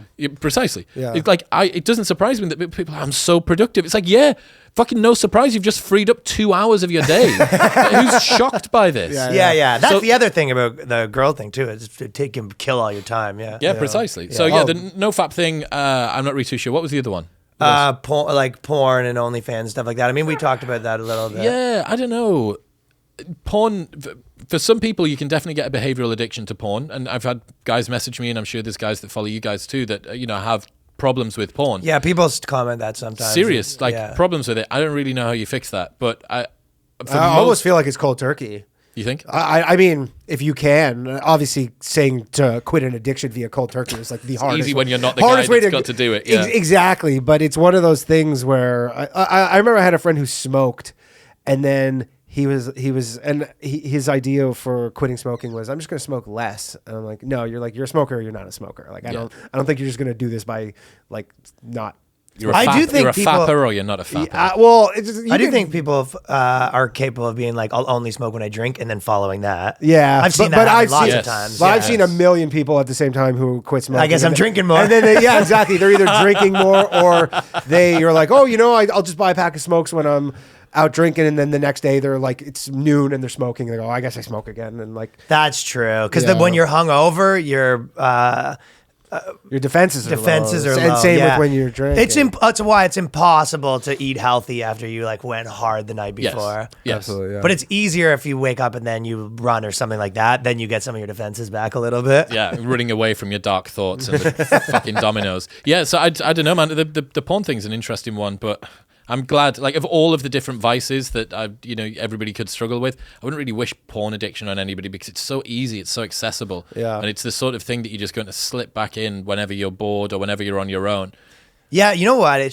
It is like, for some people, it's like, okay, I fucking gotta crank one out because you know what I mean? Because it's like almost bugging you or whatever. Yes. But it shouldn't be something that you like look forward to. Probably that's the stage that I think girls are like you want to get to. I think a lot of people with COVID too got really screwed over because of right. Remember there working from home. You probably know Mitchell and Webb. Yes. Right. So Mitchell and Webb, they're like the guys from Peep Show, but they had their Mitchell and Webb show, and I remember seeing this one sketch, and it was these two guys who worked at home, and they're like, so how do you like deal with all the wanking? Like, and it's and the whole conversation is how they're like, they both work at home now and all they do is just jack off all day. Pathologically fapping. Well, they're like, yeah, I'm sitting in front of a computer by myself now all day. Didn't that guy from the New York Times, he just did it while he was on his Zoom call? Tubin, Jeffrey Tubin on CNN. Danny said he used to jerk off at the library at university. I don't recall that. Yeah, you did. I used to jerk off at the library at university. Yeah, you said you whacked up at Guelph University Library. You said they cure it. It wasn't even something maybe I have in the past. Maybe you were like bragging. I wasn't like a thing I was doing. Maybe it wasn't true. You were doing it to brag. Someone like, I jerked off there. And he goes, I've fucking jerked. I mean, I'm fucking Johnny Cash. What's the weirdest place you've ever jerked off, Ryan? I would say the funniest is jerking off like while you're with a girl and she's in the bathroom, like cranking one out. Seeing if you can get it done in between. Yeah. And almost I remember being, almost weaponizing sex a little bit where, you know what I mean? She was kind of this and that, but you knew you'd want to have sex. So you're like, you crank one out so you can hold your ground. Oh, that's fucking smart. Oh, yeah. Well, why wait until she gets there? No. You were already fighting or whatever. Oh, you know what I mean? Okay. You're getting something, and then she goes to the bathroom, and you're like, I'm losing my steam. And then because you know you're gonna have a fury wank. I'm not gonna be able to hold strong because she'll be like, won't have sex, and then you're gonna have to. And so then you crank one out quickly while she goes to the bathroom, and then she sort of comes back, and then you're like, and another thing. You've just got this iron steel will as she comes back. She doesn't realize it's because you've just cranked one out. Steel will and the opposite of steel penis. Willy. Yeah. Well, there was I don't know if you saw, but the guy Charlie Kirk, he was the Super Bowl happened, and there was kind of a big thing on the internet with him being like, this is too sexual, and you see this with a lot of you know him, the Turning Point USA guy. Yes, yeah, saying that it was this shouldn't even be on TV. It's kind of like the Elvis conversation. What bit was sexual? I guess just the halftime show was he I don't know the exact quote, but essentially he's like, this is like sexual depravity of the halftime show, which is funny because that was one of the old school conservative shit. Yeah. Well, that's the thing is but you're right, it wasn't very. It was one of the least sexy things, and no it's funny nipple slip, no, there was some background dancers, but they're pretty cautious nowadays. Yeah. The NFL has such an image problem that they're very, very cautious about that stuff. So, but he kind of was exposing the old school conservative guys who got cool for a bit being like free speech. They're better when they're pwn and libs. Exactly, pwn and libs, free speech, all this stuff, and then he kind of regressed back to his old school, like this sexuality is disgusting, and everybody's like, everybody was like, what are you talking about? It feels like there's so many people that are pretty good at diagnosing what's going on wrong somewhere, but most people don't have an alternative that's good. Well, that's what you get with everybody on the right? It's reactionary. Like and this is the way it works. The left puts forward an idea, the right says that's rubbish, we don't want to do it. The left puts forward an idea, the right says that's rubbish, we don't want to do it. That's the dynamic. But what you end up with is the right never puts any ideas forward. Well, they would put some ideas forward. Well, that would be like Christianity and stuff like that. Like religion would be the right side. Ideas, but that's the original. That's the original idea. Like that was the original serve of the tennis match. That was the first serve was religion, and now they're just kind of Well, they don't have new ideas because they still think that their old ones are good. Yeah. Well, but that being said, man, like one of the problems you have if you're a right-leaning person that wants it to be good, you think, well, you need to fucking propose something. Think about, and that's what they're doing. I think a lot of them, a lot of those people have that conversation where they're like, well, what should we propose? And they're saying, well, no Christian porn. values. Yeah, right, okay. Yeah. They're essentially saying like, yeah, we already did this. Here's the list. Back to the 1800s. Here's the book. Yeah, we have the book, and this is a better way to live your life. No and Dr. Dre. Yeah, and you know what? For some people, it's true. For some people, they might be better off with a super set of values, but for some people, they won't. Right? So there's.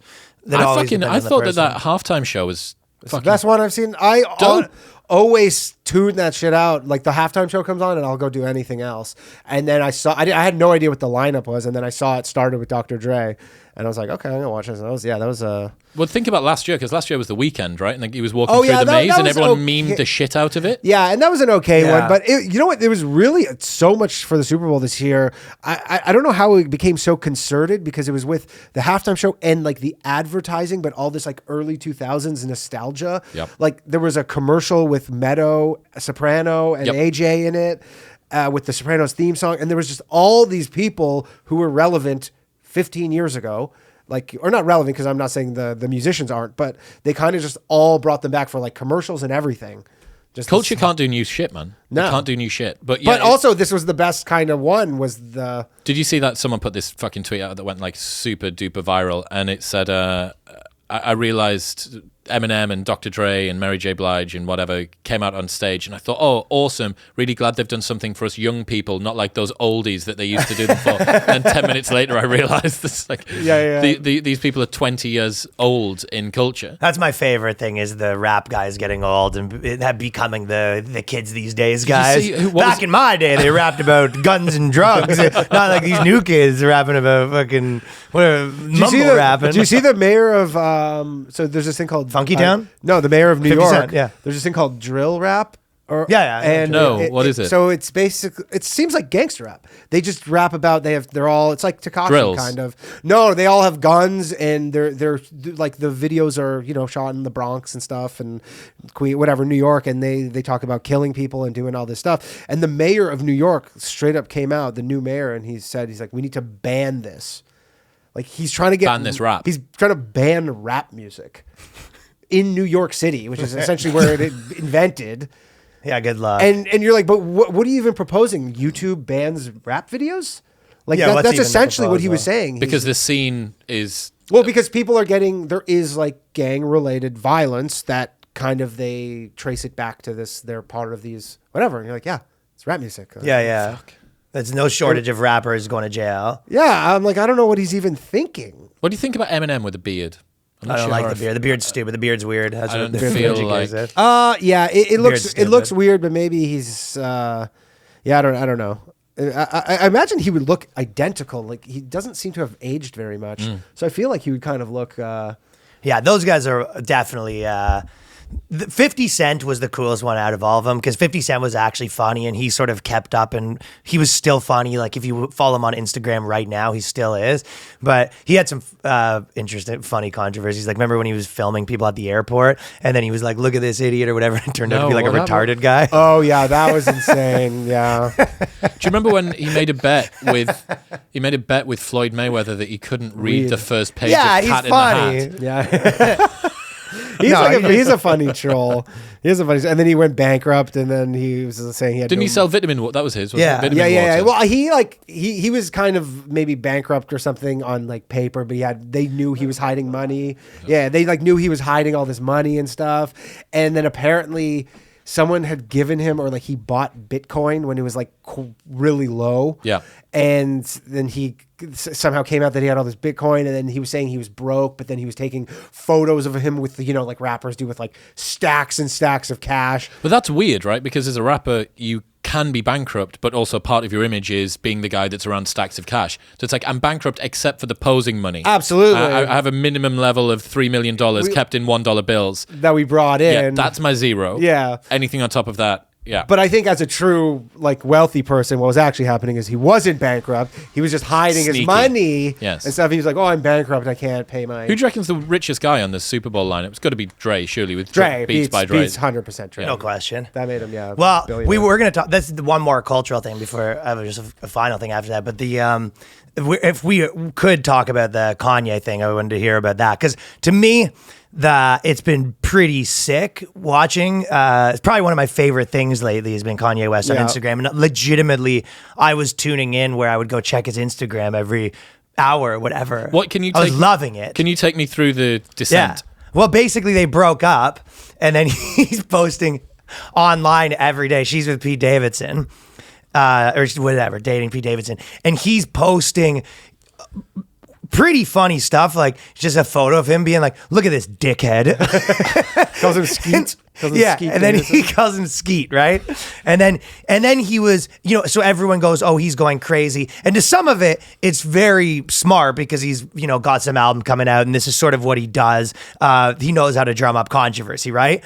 And then there's the part of it, kind of like anything, where I believe that, he's like, I do want to, get my family back, but also that happens to coincide with what makes me more popular. Yeah, remember the release of Donda 2. Yeah. Before, whatever the album before Donda, remember he was saying he was bankrupt, and this was his whole thing, and everybody's talking about the fact that Kanye's, he goes, I'm bankrupt, he's always got broke, some new thing. And he just knows exactly how to get himself in the conversation. He reminds me of Charlie Sheen energy, where he was fighting back against the media, and you could go, this is too wild, but I just like that anyone's fighting back. Yeah. And he was basically, because immediately does this, everyone writes a million articles about how he's bad or whatever, and he does do a good job of sort of painting these like David versus Goliath stories for himself, where despite being one of the best known men on the planet. Right. Oh, yeah, absolutely. But he isn't. The whole media went in on him, and then he was, talking about Pete Davidson, who has like a Hillary Clinton tattoo or whatever, and he's like, "Look at this dumbass shit," or whatever. And then Judd Apatow posted,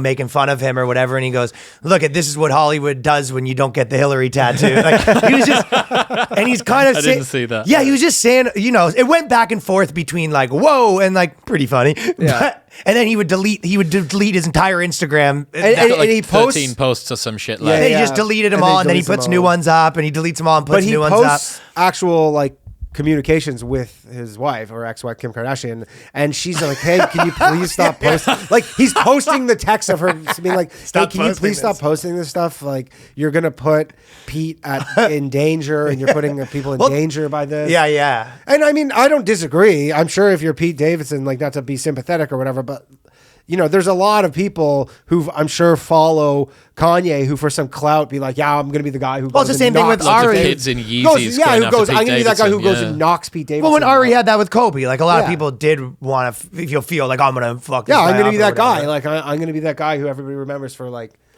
doing that. Fuck, man. But he is kind of, it is just, whatever, these like kind of manic fits. But I always like wild people like that. He does seem pretty manic. He's got that Ryan Long 19-year-old energy, hasn't he? I don't think I'm as manic. I think I'm destructive, but I don't think I get manic. Okay. Yeah. Yeah, I don't know. You've known me for a while. Yeah. Right? You're not manic like that. No, he seems I don't think I have actually that. like legit manic, where he maybe doesn't sleep for 2 days at a time. You just get on an idea, and I know lots of people like that. You just get an idea and just blah, blah, blah, you That's you the can't thing. let obsession. it go. Yeah. Yeah, I mean, that's probably obsession. what makes him a good music producer. I as well. think so. And again, Sean King called him problematic. Oh yeah. Who's Sean King? He's like this Talcum X? big black power guy, but like everyone says that he's white and his skin looks white, and it's like his No, mom they have said that actual he's like white. his mother's white. Like there's basically he made himself this big figure in the kind of like I Black forget Lives that- Matter stuff, and then Sorry. but all black people have turned on him now. They went from they now basically shit on him, like even though he kind of was for a bit like a kind of figurehead, but there is this thing where people like they have photos of him when he was and they straight up say he's like Rachel Dolezal, like this guy, he's a white guy who's just pretending to be black, and Take the test. and he doesn't want to there's take been the test. people who have offered huge sums of money in exchange for him taking a 23andMe, and he's just like, I'm not doing it. I don't know you. And then his excuse is not excuse because both his parents were white, but what he says is that his mother cheated. I believe it's something like his mother cheated on his father with a black man. So he goes, I am black. And Was so Rachel Dolezal the one that turned out to be 132? No, They she's really active? do have different people in No. Britain. I would have thought the American No, culture you- seeped in there more. No, you know it's Rachel Dolezal. No, she was a NAACP chapter leader somewhere in America. Okay. And then it just came out that, and she looked kind of black, and she had a tan, and then they were like, yeah, her parents were like, yeah, she's white. Like Just Tanswell. she's not black. Wow. 0% black. Who was the politician that claimed that she was Native American and then did some tests? that That's turned out- Elizabeth Elizabeth yeah, Warren. turned out to be like 1/64th. Yeah, zero. Yeah. It's a trace amount. Shit. Pretty funny shit. So if we were gonna say, like, I don't know if you were. It sounds like you're to some degree into that, like, life hack world and stuff like that, right? Yeah. What do you think what's some of your like top 2 or 3 or whatever, if you have any, any stuff cool. like that? Okay, so speed your trackpad up on your laptop. Put it at the maximum speed that you can get It's it a up great to. one. Yeah. It's It's a so solid one. fucking. You're just moving around the speed. I actually just got a new this laptop right here, and I was using it for a minute, and I go, what's going on here? Dragging it because my around? old one is like sped up or whatever, and I sped it up, and yeah, I can't like. Such a game changer, Yeah. man. So that YouTube Premium is a fucking. Oh, app. really? You think so? So worth it. I've always refused. Me too. I promise you, because you can do a 30-day free trial. I fucking should get commission here. Should And you do- just don't see ads anymore. never. Yeah, you're right. Think about how many times. How much is it? $9. Yeah, a this month? does seem like a branded ad Do you remember content when we're doing, but do you And ever- can you play it offline? Yep. Download offline. that's a huge That's one. actually- and pretty you good. can play it when it's locked. So if you're listening to something, you can just Yeah. lock and it'll keep playing. So You're everything's like a right. podcast. It's pretty good. Oh, that is pretty good, Have you ever actually. heard someone who doesn't have Spotify Premium? I And they're have listening to that. tracks, and then an advert comes on. You go, "What are you being serious? You don't pay for Spotify." Yeah. And they You know, can't, they LeBron- can't pick individual Right. songs. That's now what YouTube. non-YouTube Premium is like. You know, LeBron James is so famously cheap that he has Spotify. doesn't have Stop, the premium. shut up. He's like legit. He's like, he like doesn't go over his data and stuff. No. He seriously is like legit. Like Jeez. he's just He like, doesn't go over his he's like a data. frugal guy. So yeah, Yeah. YouTube Premium, speed your trackpad up, sleep with your phone outside of your bedroom. That's fucking That's tough. I do that. unreal. I don't have. I don't Just have my phone buy in a my- radio alarm clock. Yeah, Put yeah. your charger outside of your room. Leave I your like phone to outside. wake I up and do. write things down though. No, I We do. I just do that. get a Just walk pad over and to your- pen or something yeah. like that. Like a chisel, like it's 1940. You're No, right. I don't sleep with my phone. I mean, in my I've room. heard that one before, and I keep. So what you have to do is get a normal alarm clock, right? Yes. Yeah. Yes. Well, here's another Well, one. You can, I have my phone, and I keep my phone. My bedroom's near my kitchen, Yep. and I just plug my phone in my kitchen, and it's loud enough to wake me up. Although for my other show yesterday, I had to change my because it's a call-in show, so I had to change my like ringer because it would ring during the show, and then I forgot to change it back, and then I overslept half an hour this morning because I couldn't hear it because I forgot that I had changed it. So it's complex. Yeah. But you can get, here's another one. So they do sunrise alarm clocks. So especially if you're somewhere that doesn't have a ton of sun, maybe in the wintertime, it starts a bright light that gets lighter and lighter and lighter over time. Do you And do that? Yeah, it's dope.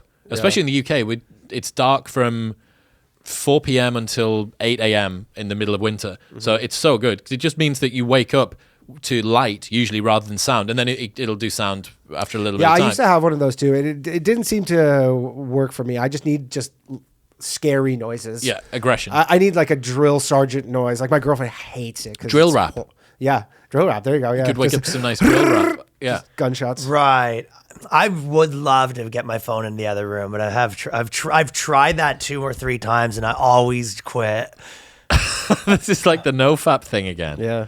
Yeah, so that would be one. There's an application for Mac called Alfred, which is fucking unbelievable. And it gives you an unlimited amount of clipboard history. So, typically you can copy the last thing that you had. With Alfred, you can copy the last 100 things, and it just keeps a little clipboard of cool. it. It's fucking unbelievable. And then you can have things called snippets. So you can have a couple of letters that expand out into either some text or an entire. Yeah, so you'll have it's text replacement. Mine will be like, it'll be. Hey, thanks for the message, but I'm not interested in doing that show. And I can just type, I remember. You just type in HE, and then it goes, hey, man, really appreciate it. Yeah. I actually remember. I don't use it that much, but I was on that for a bit. When that first came out, our buddy Kevin, we snagged his phone and we changed LOL to I'm gay or something. So then he's he sends someone a thing, he goes LOL, and it's just gay. I'm gay. And he had no idea how to turn it off. I still have a couple that I'll type the right combo every now and then, and I'll type. Well, here's one. I'll tell you one I did. As if I type in the first the first half of my email, it does the rest of my email. Yeah. That's so easy. So that your address, postal address, phone number, stuff like that. I should do that with the postal. Yeah, it's super easy. Or if you've got responses like you had there. Yes, thanks for the booking, or no, I can't do it, or whatever. All that stuff's fucking dope. So yeah, the clipboard manager is unbelievable as well. It just means that you're moving around the screen a lot less. So those are some good ones. I would say getting a good notes application. So Apple Notes. We use Evernote. Yeah, Evernote, Notion is unbelievable as well, and just putting everything onto that's going to make your life a lot easier. Evernote's been pissing me off lately. They keep for me too. Probably a year. Agree. They say, hey, we have this deal 40% off, but if you click now, if you say no now, you'll never get it again, and they show it to me every day. Dude, Evernote, I'm Evernote's stop old saying school now. yeah, but I'm stop saying I'm never gonna get it again. You show it to me every day. Annoying things sometimes. Have you ever had a Squatty Potty? Do you know what one of those is? Yeah. They have one at Gas Digital. Yeah, I've Squatty Potty's legit, man. I think. I use one. Unkink that rectal shaft. Yeah. I used one for Danny a bit. It was weird. Danny was showing up to parties holding this fucking. When I went to, it's funny, when I went to Thailand when I was probably 15 years ago, and they have the squat, the squat toilets. It's a hole in the ground. Hole in the ground, literally a hole in the ground, but it's whatever, porcelain. And I remember it was so foreign to me that I had decided when I arrived, I'm like, this is too much for me. Dumps for the entire trip. No, I'm just I'm finding a toilet all the time. And then we went. And he found apparently you can pay someone $10 to be your toilet. and then we went on some jungle thing. And I remember I literally was so I was just so stupid, but I took a bunch of, I don't know if it's Imodium, whatever, just to back you up essentially, right? So that, because I was I'm going to take so much, I'll do it at the end of this 2 days. And then because I knew that was my only option. Are you serious? You constipated yourself so you didn't have to shit? So I didn't want to shit. That's crazy. Okay, I would love to fucking see you go shit in a hole in the ground, Ryan. I don't want to actually watch it, but I want to see you afterwards. I was saying that's why you call girls birds, because then when they shit on you, it's good luck. And then I remember I finally did. And then now in hindsight, I'm like, you know what? Actually, that's not so bad. Good position. And their knees are also If you good. walk into the bathroom when Danny's actually taking a shit, he's got his legs up in the air. Well, in Asia, Over your head. if you've been in Asia, you see 80-year-old men and women squatting, and their their range of motion, range of motion, yeah, is like a child's, and it's because they fucking shit like that, and they sit like that as well. That's what you need, man. And that's what you do. Yeah. It's good. It's good. Here's something I found in America: you have really high toilets. Really? Yeah. Yeah, compared with the UK. Are people taller here? Maybe. Yeah, there are a lot of fucking tall people in America. A lot of fat people here. So I think, I will say, you probably would see less of when you see a toilet and it's kind of crunched in. You know what I mean? I honestly think I remember that about UK, smaller stalls. Yeah. Where people are beasts over here. Right? You're going to be able to get the mobility scooter in and out. Yeah. What are they called? Rascals. The rascals. Get the rascals in. Those are popular here. Very.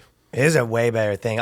One thing that I've been trying to do lately is when whenever things get too much is going on, try to make you're only allowed to pick 3 things, and those are the only things you're allowed to focus on this week or this month or whatever. Be fucking whatever you're thinking about all that this week, only think it's stand up, this, and that's, try to cut out all of it. And then even that's generally a good strategy. Well, I don't know. You just collect so much clutter in your day-to-day life as you get fucking older. Most of what a to-do list is the things that you're not doing rather than the things that you are doing, right? Like it's a prioritization list as opposed to a to-do list because you've got tons of shit to do. Yeah. It's like, okay, what am I going to do first? So from this, the best. You are right. That's exactly what it is. You're making a list that like gives you the permission to not do the other stuff. Precisely. Yeah, it's saying no to everything else and saying yes to this one thing as opposed to the reverse. The best thing that I found for productivity is like, what is the single most important thing to do that gets done first? Like, let's say that you've got one big thing to do each day and 3 little things that you need to do. If you do that big thing, it's going to have more impact than all of the rest of your to-do list combined, right? But that's the one that always gets put off because it's usually the most difficult or the most challenging or whatever. Just do that first. Do that first, and the rest of the day is going to be really easy to you. Yeah, that's a huge one. I know, but sometimes that's why it's. I think sometimes it's easier when you're not in creative fields because it's like there is this up and down to probably any entrepreneurial thing or whatever. There is this also a graph or whatever of some sort where sometimes the more that you try to hone everything in and itemize it and make your life very regimented, the more you try to regiment your life, the more you just get away from doing anything good. It constrains the fucking creativity, right? This is why you need to find the like balance of it. Who was that dude? Who was that writer that had the insane daily routine? And Rogan spoke about it a couple of years ago. And it was like awake at 3 p.m., line of cocaine. Oh, Charles Bukowski, I think? No. Not Bukowski. Who wrote the Las Vegas? Fear and Loathing in Las Vegas. Who wrote Fear and Loathing in Las Vegas? You're in front of laptops.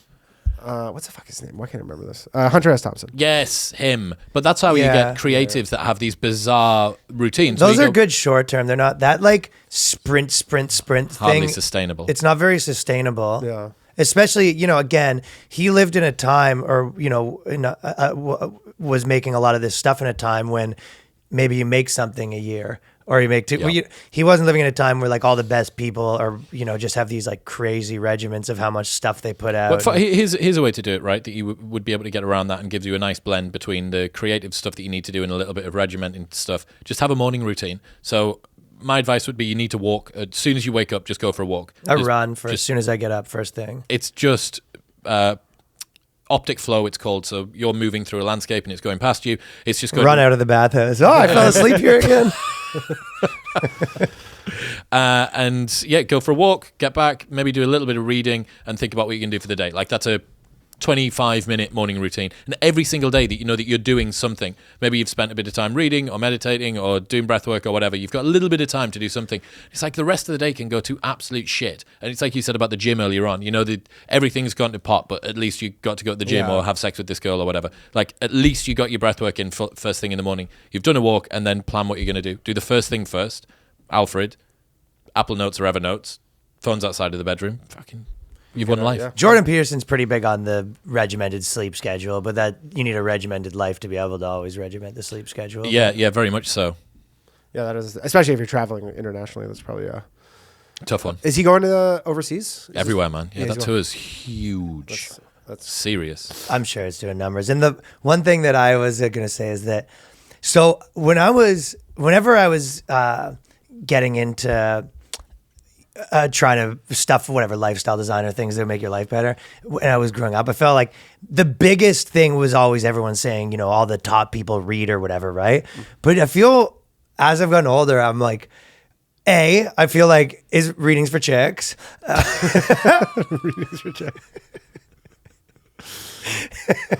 So I feel like readings for chicks. Readings for chicks.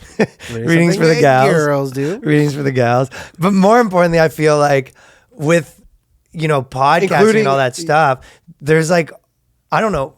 There's what about audiobooks? Does that still fall?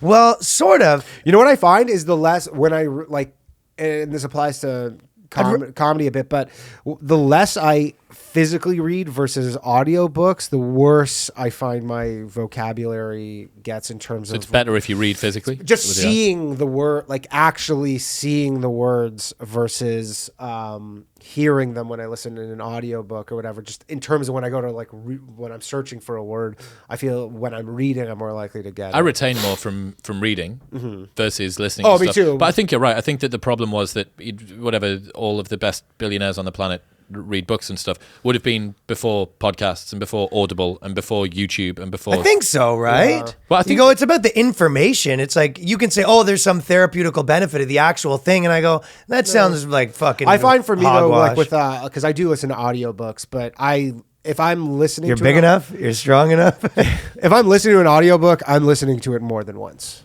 Generally. Really? Yeah. to retain it. Yeah, to actually retain it if it's something that has kind of practical information. Like There's a Pray Away the Gay book. pray with a guy. Every morning. Just stare in the mirror and I just listen to that thing. And I'm gonna need to take I that listen for a to it second on, spin. I don't even listen. This is my life hack too. Is I listen to it on half speed, really slow. You're not gay. Do you read? Yeah, a little bit when I can. Yeah, I don't know. The only time I would do it is if I went on like a vacation and you go, you're sitting at the beach or whatever and you got to do something. So I pretend that you like reading or something. Yeah. It's weird though. You You have the cutout with your phone inside I of it. swear to God, I feel like I'm doing an impersonation of a human being when I sit on the beach and read like everyone else.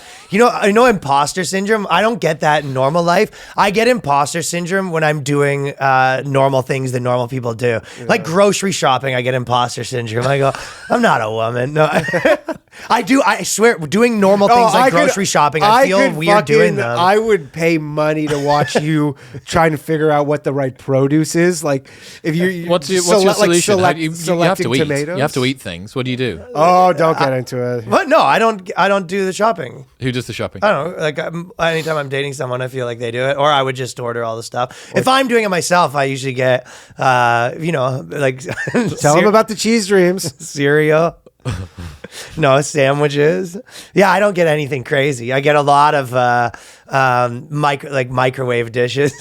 I love the He's idea like of a you having child. imposter syndrome of being a human, like just doing normal shit, folding clothes, going, look at me. This isn't how somebody would do it. No one knows. No one knows that I'm not a real human. I actually do though. It's those specific things. Yeah. At a beach, any beach activities where we're supposed Like frisbee. Frisbee would be an example of one. Like if I was playing catch with a frisbee on the beach, look, we're doing it. Know. I feel like a guy that's pretending to fit in. He looks like a what I mean? robot that was just programmed To play the to play the frisbee Yeah, for the first yeah. time. It's like looking at its hands, like Becoming self-aware. Jet skiing would be become sentient in that moment. Yeah, that would be an example of one. Jet ski. Jet skiing, shopping's the big one. Like I feel, being at a grocery store, just fucking. I would love to watch you try and find like avocados. Just that process of just. I don't picking even up. get bananas at the grocery store.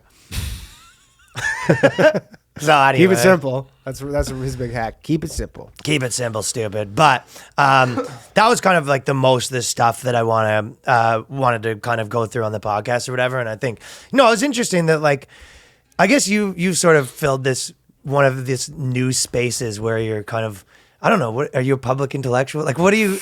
What is it? You know what I mean? Know, just podcaster. Yeah. Podcast. You're just a podcaster, and you're right You're because just like a curious guy. that's where podcasting kind of goes. Is you sort of enter all those areas of you're going to obviously get pushed into the muck of what you shouldn't say politically and all that stuff. Yeah, well, if it's you're hard- being honest in any sort of way, right? It's hard to not end up falling into the culture wars because you know that it's going to get you clout.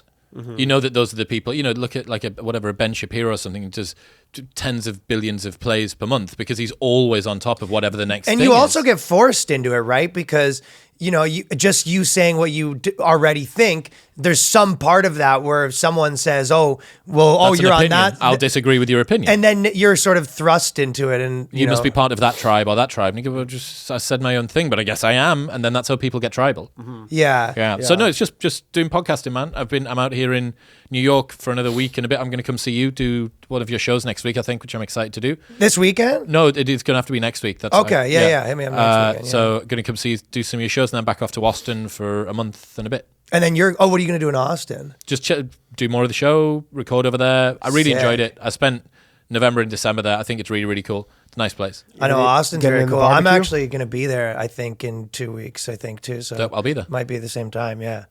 Yeah, I think I'm going to do, a tour and I'll do the same thing, kind of do like podcasts and stuff like that around because I'm releasing like a special. It's a fucking good version of the simulation, whichever one we're living in, where you can go and just have conversations with people all over the world. Yeah, it is pretty cool. I try to remember that too, that, because there is a lot of people that are, pining for the good old days or whatever. And it's good to remember that you're just like, dude, you can go anywhere you want. You could like do your job online essentially. If you want to work hard enough, you can figure out a way to probably make enough money pretty easily to live. Yeah. Yeah. So I think that a lot of people, when you start, that's probably one of my pet peeves is the pining for the good old days. And then you're just like, there's so much shit where I go, you would go to your friend's house and then he would just like not be there. And you go, I guess that's the day. You know what I mean? That's the end of that. Yeah. Having a show. I remember right now, if I have a show, I could find out who's on the show, find their Instagram, text them, and be on my way, showing up late, have it sorted out. You know what I mean? Not only that. Whereas before, you'd be 3 hours in the car just like fucking, oh, fuck. Like, am I going to make, you're just like living in constant stress. The fact that you have an interactive map of the world in your pocket. I can't imagine, like, I'm not a great directions guy. You're not really either. Just getting around everywhere. Like, we moved to New York City. Imagine if we moved to New York City 20 years ago. It'd be insane. You're like trying to go somewhere on the subway and you're looking at that fucking map and you're like, I go here. I got lost with the thing. That's what I'm saying. When I first moved to New York, I got on the subway and went the wrong direction. I'm not kidding, more times than I didn't. And it was very frequent. I would be going to like Brooklyn and I would be like, where are we in Brooklyn? They go, you're in Harlem. Yeah. Like, yeah. Oh, me too. My first week was rough. Anyways. Okay, and want to tell everyone where they can find you and all that stuff? Yeah, sure. So Chris Williamson on YouTube, Modern Wisdom Podcast, wherever you tune in, Apple Podcasts, Spotify. And if you want a list of books, there's a reading list, 100 books that you should read before you die. If you're a girl. If you're a chick, yeah, exactly. chriswillex.com/books. What's the top one? What's your top Essentialism one? by Greg McEwen. It's basically, the whole book says, stop worrying about all of the other shit and just focus on a couple of little things, and that's it. Essentialism by Greg McEwen. It's fucking dope. That's the thesis of it? Yep. Just stop worrying about all of the trivial little things and just work out what you want in life and then ruthlessly cull everything else. So it's basically what we spoke about earlier on. I'm going to buy that book for my girlfriend as a prank. Read this. She goes, what? That does seem more like a dude philosophy, yeah. It very much is, yeah. But yeah, I think that, and then, because there is that, I know we're going into it again, but like, there's the idea of, you're kind of playing the game or whatever, and you are the most happy when you're in the game. When you're moving forward at something. Oh, yeah. If you have your things that you like and you're moving forward. That's why when everything's stable and nothing's moving forward, that's the times that I get the most boat. fucking... It's like it's like a boat or a plane, when you're not moving. You get agitated if stuff's too calm? Yeah. Yeah. Do you know that saying that there's 3 people on a ladder, what's the best one to be? There's a, there's Never a ladder. heard that before. So there's one's the bottom, one's the middle, one's the top. And the best one to be, it's the one that's still climbing. I thought that was cool. Yeah. Well, because... I don't feel like that was one of the 3 options you presented. I just thought they were there. They were fixed on the Well, ladder. I didn't tell you the third thing that they're still climbing, but the idea is anyone can think of someone that's, more successful than you, doing better than you, yes, all that stuff, but they're on their way down. And it's better to be moving up than it is to be moving down. Yep. I'm down for that. Like you'd rather be passing the guy on Everest who's on his way down and be, I'll let you know what it's like at the top. He goes, I was just at the top. You're better off being in the relationship that like you're liking each other more than the relationship that you're slowly hating each other. Yes. Just slowly deteriorating. Okay. And this week, me and Danny are going to be on the Patreon. So patreon.com/theboyscast. Bonus episode every week. Danny has a new podcast, Low Value Mail, on his YouTube if you want to. Yeah. Check it out. Every Tuesday night, 9:30 p.m. Eastern live call-in show. Yeah. Tell us what you think. We had a banger last night. It was a fun one. Fuck yeah. All right. Thanks for coming on, buddy. Sweet. Thanks, man. Peace.